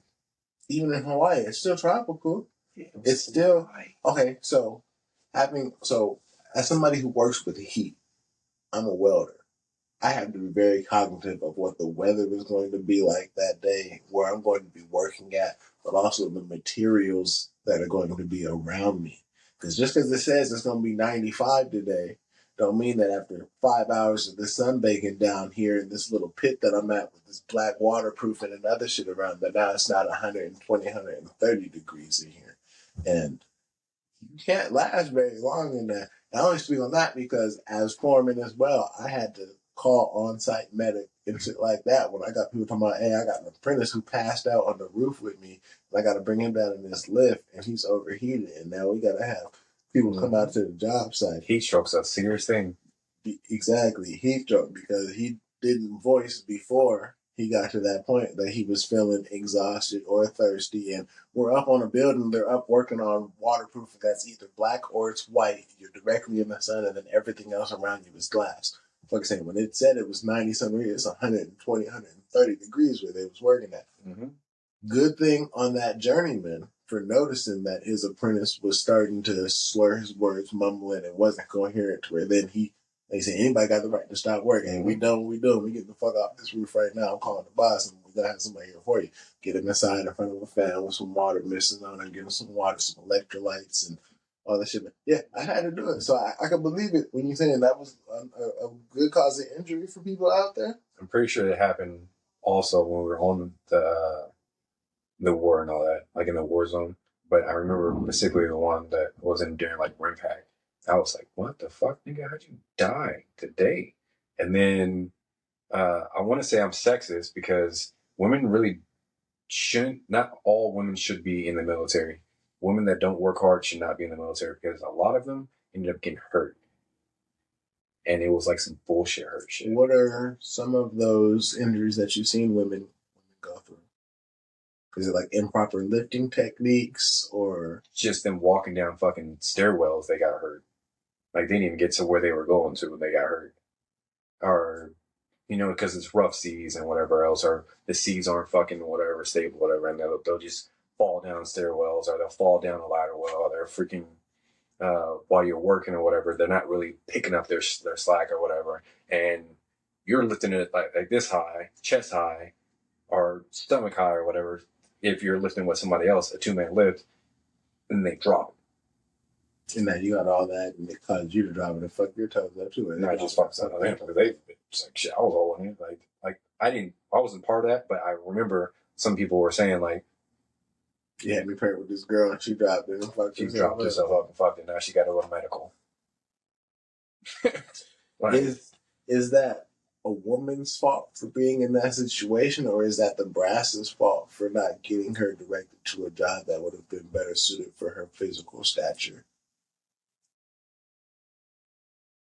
I don't know, because if you sign up for the job, you're supposed to be qualified for the job. That's where they also can't sexually discriminate against somebody just because they are. If she tell you I can do it, you can fucking do it. Yeah, there's that, and I've heard things about like iron working wise, like women with that, but I've also worked with some women. Shout out to my sisters that are out there who I know who will outwork a lot of the dudes I've worked with. I've seen some Right, there women are that some. really some go getter, get after it for. I got nothing but praise for them at the end of the day. Like, nah, let me hear somebody badmouth one of my sisters that I didn't work with and see them do some shit. Bitch, I'll fight you right now because she'll outwork your punk ass while you saying whatever. Like, yeah, that's a real thing. It's a real thing. It just depends on the person. It does. So, what was? Give me some of the highs and lows of being out on an aircraft carrier. And I can only get this from somebody like you. You're the only person I've ever really known that's like spent years out on an aircraft carrier in different places around the world. The highs are you're on a ship with like 4,000, maybe 5,000 people, and you're on the ship 24/7, even after work, so you get all to know day. people. All day. You live, you eat, you sleep, you work out, you go grocery shopping for lunch, breakfast, whatever, with these same people. You be on the ship store with people and all that, cupcaking and all that. It's like it's literally a small town. It's bigger than a small town. Mm-hmm. The small town America, you can go certain places right now. There might only be 200-300 people, 1,000 people in this small little town, municipality, whatever. You're in a decent sized little small town that's on the water where everything's shared. You're gonna come into the same lunchroom that I came into. We all use basically the same showers. You got to use the same stairs. It's a community. Mm-hmm. It's just like living down in Tequila or where I live right there by City Hall and shit, the transit center. The 5,000 people that are right in that area, we all go to the same fucking Safeway, the same gas station, get our fucking same Jack in the Box right there. Like, mm-hmm. I want to say the highest moment. I wasn't on their dick like everybody else was, but it was when the SEALs came on board, and they were only on board for maybe a week or two. You remember which team it was? Nah, and I probably should have been on their dick just to find out, but they were giving out coins. If you don't dick right, don't dick right. You don't need to be a fanboy when you're a grown man. Yeah, we're here all together, bro. But they came on. They were giving out coins and battle gear and shit that if they really liked you or whatever, and like you were interested in being a SEAL or something, they would give you like a patch or something that they just had from commuting, whatever training, whatever else. But don't fucking put this on your uniform because you didn't earn it. Yeah, you didn't earn it. It's memorabilia. Now let me catch you wearing it, false valor. You can have it. Hey, you can be a fanboy. Put it on your wall. Send it home to your mom. Don't you fucking put that patch on your shirt. And they did have a couple times where they just sat around with the ship's company on like on the mess decks area where they were just like, all right, well, I guess we'll talk to you guys. And then they were like talking about what missions they were on and shit. And there were just like crowds of people around them and shit. And they were just talking like about the missions and like how we supported them while they were on the ground and whatever else, and the teamwork. Because you guys do. Yeah. People don't realize that a lot of times, if things are getting called in, a lot of times in some places there might be an air base or something that they can get called out of, but in a lot of other situations, that plane or whatever is coming from an aircraft carrier that's out in the Gulf. It's gonna take him half an hour to get there. You calling that bot, he bringing them J-Dams for you. Mm-hmm. So yeah. I do remember one of those. It was a highlight in my career. I just wasn't dick riding, but that's dope to be one of the few people that could be like, I saw Navy SEALs come onto my boat fresh off and Marines fresh off a mission of killing motherfuckers. Yeah. Like these dudes, they're dirty. Still, hey, he might have blood on him. He done just lost a buddy, whatever. Like you done seen motherfuckers come back from the worst that mankind can go through, and the supporting world as a whole vessel and also as just like a safe space to where if you are in an active war zone, one of the safest places I could think of to go to after that bullshit would be an aircraft carrier. Yeah. Surrounded by the ships. He's got everything else around him, everything you need on the deck and all that, like medical facilities, stuff for food, a little bit of leisure to sit back in this lounge little room and just chill and unwind for a second. Like, it's got everything you need. It ain't home, but to be out in the ocean away from the bad guys after going and driving, which got to be like different for some of the SEALs versus like the Marines who might get a deployment where they'll use you guys like the transportation and get there, and then you might not see these guys for 6 months after they rotate out or whatever. Whereas the SEALs for certain things, they're a knife.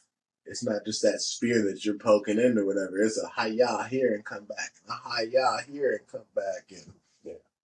I didn't fuck with them like that because I looked at some of them and I looked at them and I knew these motherfuckers wanted to go home. yeah, like they were done. Like I said, just lost a buddy, just blew a man up. Maybe just had to kill a kid who put a grenade out of his fucking backpack, or a family, or for like I can only imagine some of the things some of those guys have had to go through and see and then witness, but then also carry on your shoulders. And society expects you to just come back and be an outstanding citizen like the rest of everybody else. It's like, no, that's like the pit bull dog that's been trained to go and kill other dogs for a living. But then you wonder why when you take him to the dog park, he bites a random dog for sniffing his ass. It's like, get the fuck away from his ass. That's the trained killer. Just right. Do I look like a princess? So, yeah. All right. What was your, and I know in our personal life, I've already kind of talked to some of this about you, so I kind of know maybe some of what you might tell me this, but what were some of the favorite places that you went while you were on the Nimitz and traveled the world? Because you guys went all over. Yeah. You traversed the world. You went everywhere.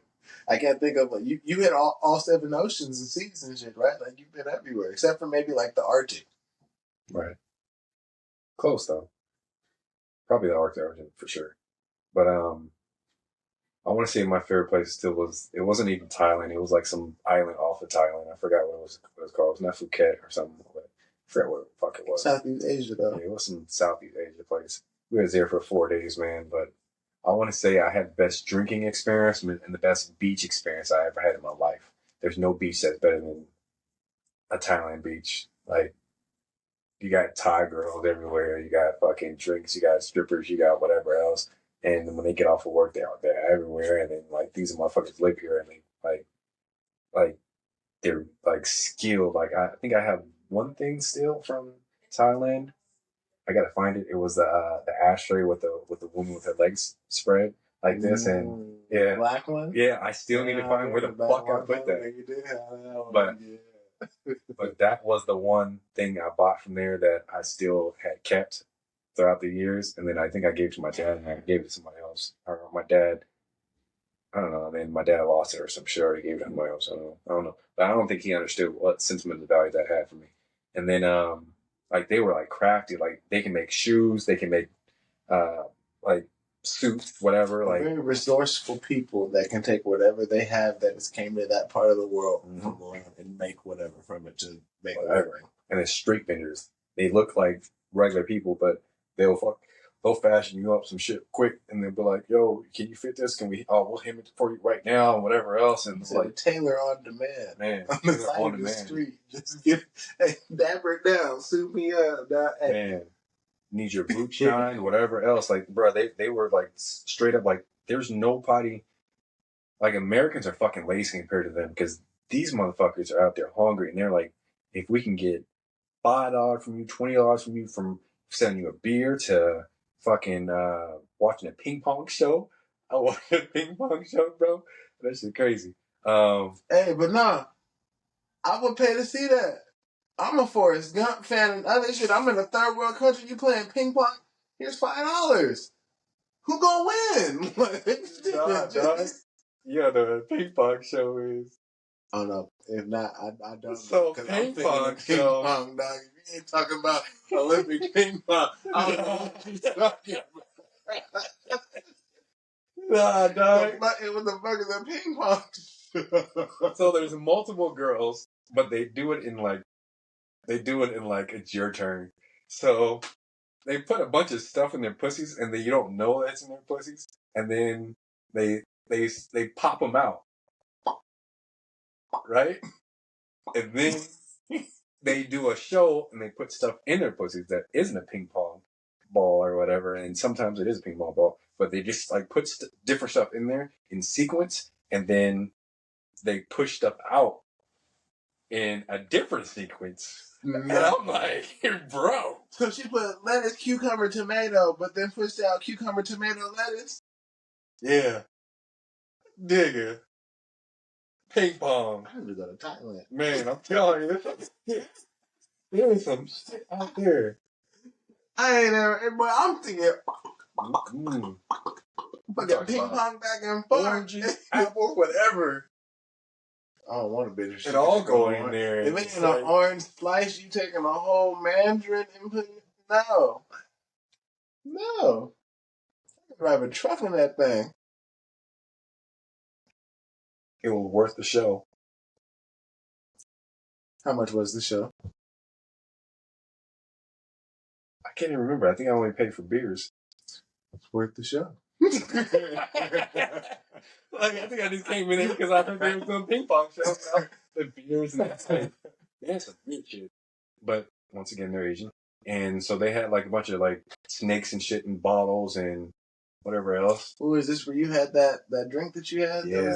The one time. How was that? Tell me about that experience. What was that? It just tasted like tequila with something in there. It didn't get you more fucked up or nothing? No. It was just the symbolism of having the cobra inside. There was definitely a snake in there. And somebody poured a shot with it, but I didn't taste anything. It was just something different that was in there, but it tasted like tequila.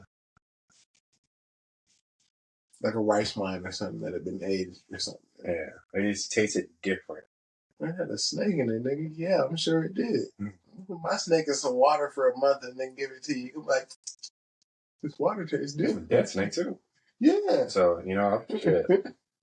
So, ping pong show and beach. I want to say the beach was like the best shit ever, dude. Like they had like, it's like a theme park they had for us. They had like different like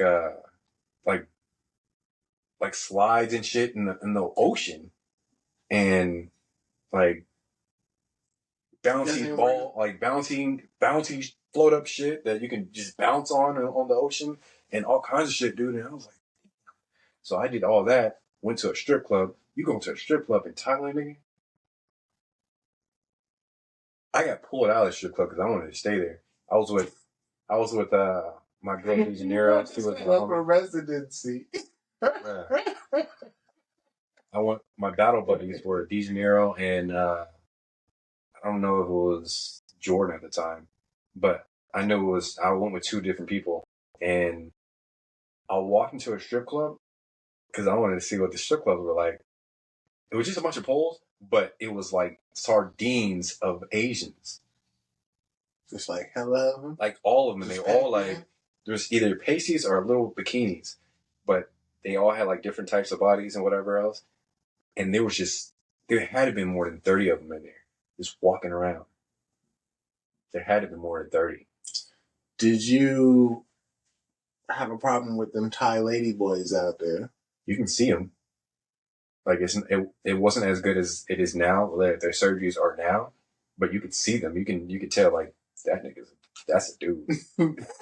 Like that's a dude with tits and ass and shaved legs and I hear that's a real thing out there. It's like skirts and everything. Be aware of when you go to Thailand. There's a lot of lady boys out there. There is. But that's just because the tourism and the motherfuckers that have came out there looking for lady boys. That's the rich American businessman that's looking for boy pussy when he go abroad and shit. So I want to say that was crazy. And then obviously Dubai was the best, well, the second best. I want to say Thailand had a better time. Dubai it's just upscale shit, and it's shit that you'll never see anywhere else. Like tall ass buildings, fucking. I just watched an interview about some niggas in Dubai. Is crazy. Like you'll never see nothing like Dubai unless you're in Dubai. Like there's no other place. They have a mall that's 5 floors. You'll never see that. It's the Vegas of the Arabic world.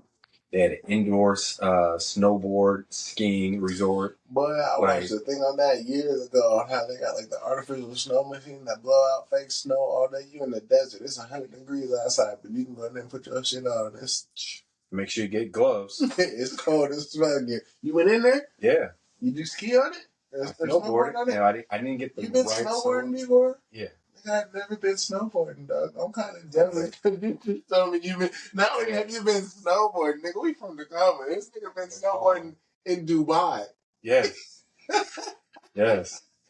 That is something very few people can say. That's weird. It is. Would you get back into it? What do you mean? I went up and down the hill like a couple No, times. but like as an adult now, like later on in life, could you get back into snowboarding? Is that something you could see like a couple of times a year on like some leisure? Like we're gonna get past this, and this weekend we're gonna snowboard. Because I've always wanted to go and learn how to do it. I know a couple people that do it. Like I got some friends that I can go do it with. Like some of the Guzmans, like Matt and Phillip, they go snowboarding, and I know some other white boys and shit can go do it and shit. But I would. we from the Tacoma. Like I don't know niggas that go snowboarding. I just told no girl I was dating the other night. She's talking about how.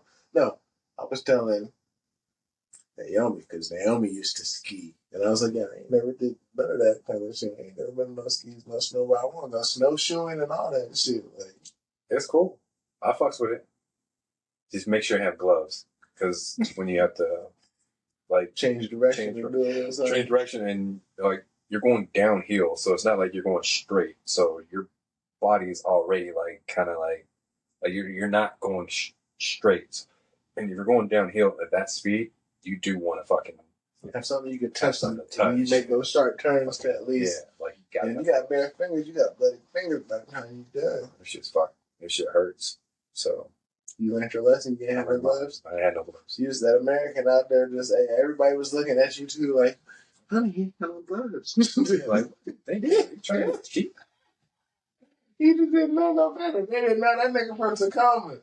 They see you in Dubai. That nigga like, nah, he rich. He got money. He out here. Nah, that nigga from Tacoma.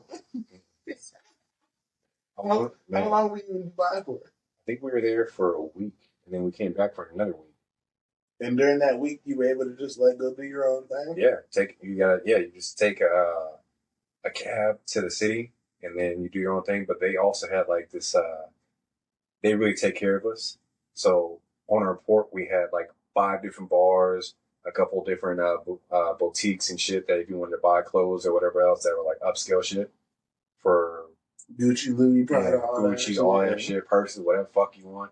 Coats, jackets, whatever, like dope. You gonna buy that shit and get back on the boat and put it in your in my locker, in your coffin. A lot of people did. They ended up going to the they're gonna take it back home and do whatever, but actually, I bought from Dubai. Remember that? I ended up giving it to some Christian, but remember that blue shirt I had that had like the you know how gangsters have that do rag or that rag or whatever that has that emblem on it. I had that emblem all over my shit. That shit cost me like $600 in Dubai. And it was a nice dress shirt and everything. Man, it was a nice dress shirt. Like fabric was on. Like it wasn't no polyester shit. It was like on some silk and something else. Like it was like silk and something else. And I don't know what the fuck, but it felt so good. It was my favorite shirt, and I gave it to some Christian guy because he said that he didn't have anything or whatever, and I forgot how we got into that conversation, but it was just some Christian guy that kept coming to my door knocking and whatever else. And I was on base? No, this was like years after when I was at Parkway Apartments. On Federal Way. In Federal Way. Man, wouldn't it be crazy if you seen him like on podcasts or some other shit and he wearing your drink? And you gonna see it somewhere one day with a little African nigga and that shit on like, hey, that shit was I know where quality. He got that. Quality. Like quality. That was the most expensive shirt I ever bought in my life, and I wanted to fit in, and I wanted to get something that I could remember that I was in Dubai, and I gave it away eventually. But that's because I couldn't fit it, number one. It was a time where it was right before I gained a lot of my muscle and my weight. You were smaller. Yeah. So yeah. You'd have been. That happened. So Dubai was crazy. I want to say something so crazy, but I want to say the best looking women in the world are over there. Is this with the burqa stuff on or without it on? Without the burqa and with the burqa on, and they had Americans over there, and they had England people over there. It's not just Arabs. It's everybody who got it's money. It's a tourist destination for rich folks. Yeah, so it's everybody who got money. They look fucking amazing. Like obviously I have like acne scars and shit like that, whatever else. But these niggas were like models. And yeah, shit. they were models. Like groups of models, and then it's just rich. It's rich people's wives going on they honeymoons and vacations and different shit. And yeah, like to the T. Like they were like actresses. There was no flaw in their faces. There was no flaw in like nothing. They weren't Let me tell you something I learned about Dubai from the shit I was watching earlier. If you get in a car accident in Dubai, not only do you have to go and report that nearest police station after you get in that accident, after that you have a certain amount of time that you are allotted to get the damage to your car repaired. If not, if your car is parked in the street and that bumper is still fucked up, they towing your shit on site. On site, yeah, because they have the image. Exactly, because the image, and they don't want it to look like that. I was watching, like I said, I just watched this about Dubai earlier, with motherfuckers, some rich folks talking about being out there doing some DJ Vlad and some other people. I was like, oh, okay, like that's how you really know. The places on top of some shit where it's like your bumper's fucked up, you gotta get this out of here. They got this Irish pub. I ain't never been to an Irish pub like that ever again in my life. That was literally like an Irish pub, and then it was like with Irish people in there, and like the servers were all Irish, all accents and all that. They brought Ireland to Dubai. They literally went and said, "This bar you got, I want it here for my people," and they brought that whole thing over. They brought the whole thing over. Ladies and everything. Man. The whole like setting, like it's the greenery and all that. Everything in that bitch is probably brought from Ireland. Like Dubai don't play. I'll just import a piece of your country here and have it there. Dubai was the second best place in the world for me. Where was the worst place that you visited? It's probably Malaysia. Really? I know where Samaji went. Really? Because Malaysia's on my list of where I want to go. Nigga, what? I didn't like all the rules that they had. Oh, it's very strict. It's a very strict country. Like, you can't even spit gum on the sidewalk and shit in certain places like that. And I felt like it was taboo to speak to a civilian that wasn't a worker. Like if you weren't, if we weren't at a mall or whatever. And it was just so taboo. And it's like it was like when you open a door for a woman, they were kind of like, they would wait for you to go in the door because they were associated with you. Yeah, and it's a Muslim country. Yeah, and you're not their man. Yeah, they're like, can't even. It's one of those places where you wouldn't think, because it's so technologically advanced. It's not a Singapore, but it's still like very on the up and up for what they have there. It's like it's not a third world country by far. Like it's a very developed nation, but they still have like a class system. Mm-hmm. Basically there, where it's like, this is what you're from, this is what your family does, and this is who you associate with. If it's not that, then it ain't for you. So yeah, I get what you mean by that, but like the whole Muslim thing and like holding it open. Just being the polite individuals from the east side of Tacoma that we are, like if you're a woman and you're behind, I'm gonna hold the door open for you there. I don't even fucking know you. I don't want nothing from you, bitch. Just come through the door.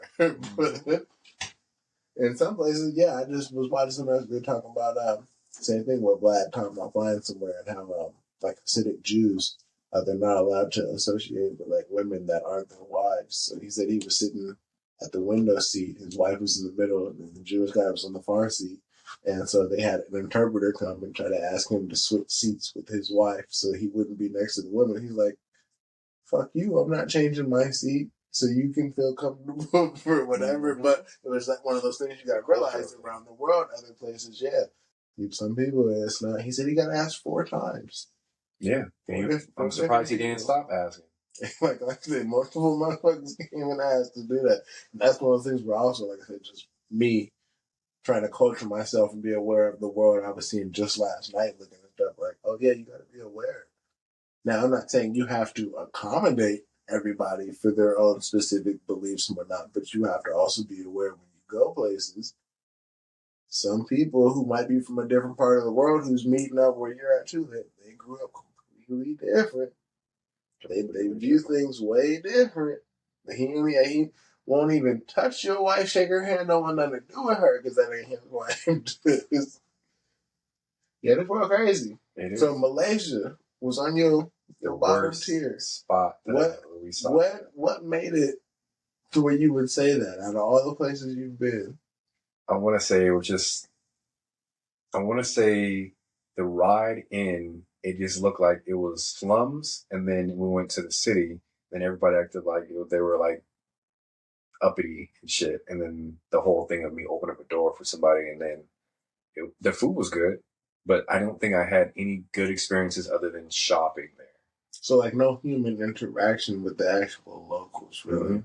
You feel like it would be like almost if you went to like a North Korean stage tour where it was like all the Americans are coming do this and set this up for them. And Yeah. And I don't think they had a water park, I think, but I didn't go to the water park, but I just wasn't feeling Malaysia. Like Malaysia was like a place where we had liberty to go out of the ship and do stuff. And I think one day I just didn't even want to go out. I was like, I'm good, bro.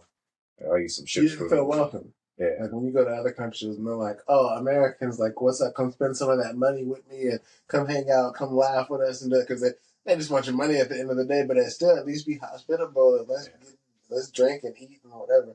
Whereas there, you went to a Muslim country where drinking isn't as popular. There's no drink.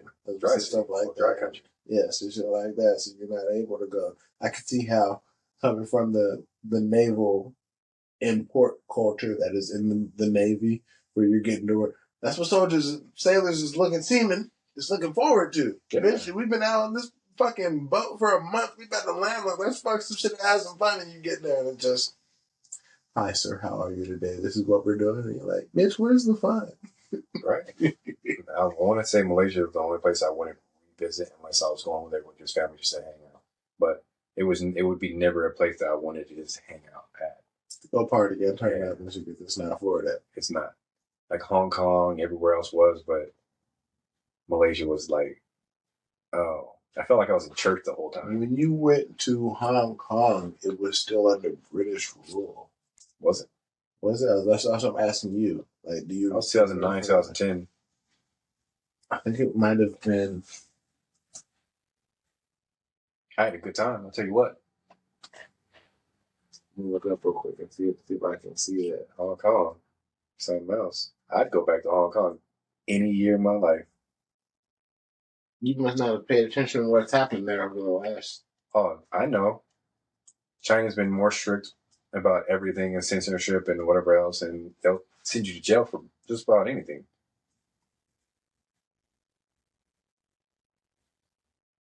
Well, I guess in '97 is when they went back to China anyway. Yeah. But it wasn't until recently, over the last few years, where they were trying to really, like, change some of the laws there and do things like that. So Hong Kong was popping, and you had a good time over there. I've always wanted to go to China. I love the Chinese people and their culture and what they went through as a nation and as a race, and still managed to come together and have that sense of nationality and still, like, thrive as a Chinese people. The Chinese people are one of the few that, like, they talk about, like, the Chinese passport thing that goes on around the world with Chinese people, because they have such nationalism. Just like, bitch, I'm Chinese. Well, fuck what you saying. Like, I'm not a communist. I'm not a Chinese sympathizer. I just love culture and people, and I feel like that's dope that you could be from a place that went through having Maoism and other things where half of your country basically was starved to death. People have been killed and abused, whether that be with the Japanese invading, all sorts of shit that's gone down through just recent history. Dynasty wars. And just through recent history in the last little bit, and then you're still here to still do what you are doing today. It's like, it's one of the things where I feel like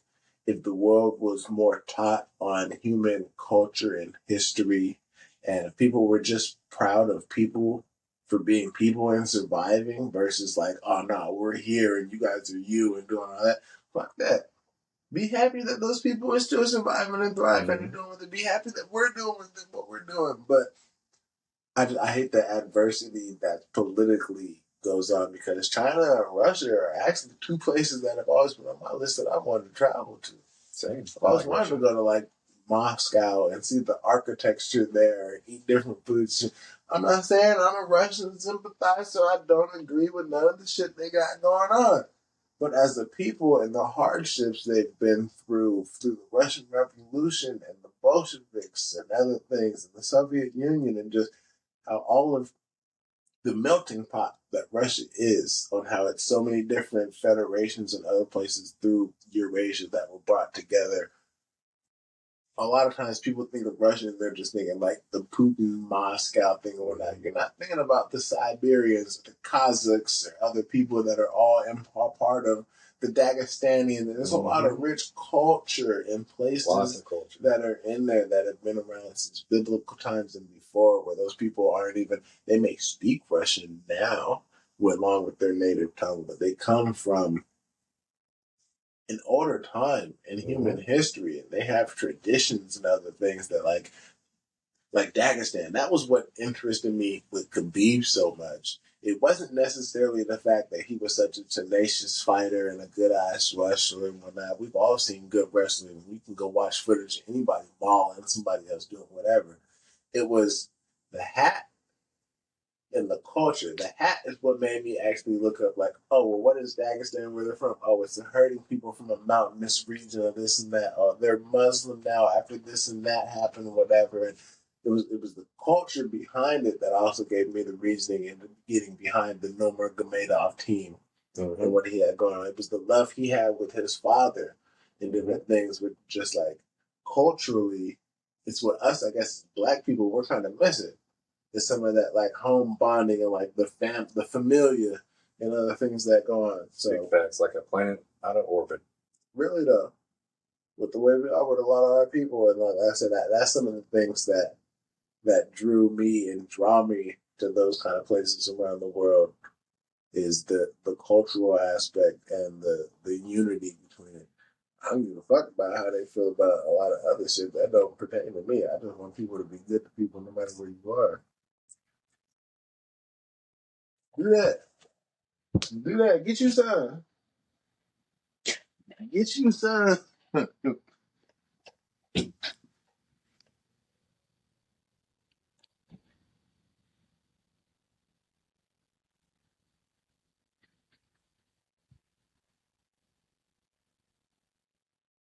to get my podcast going.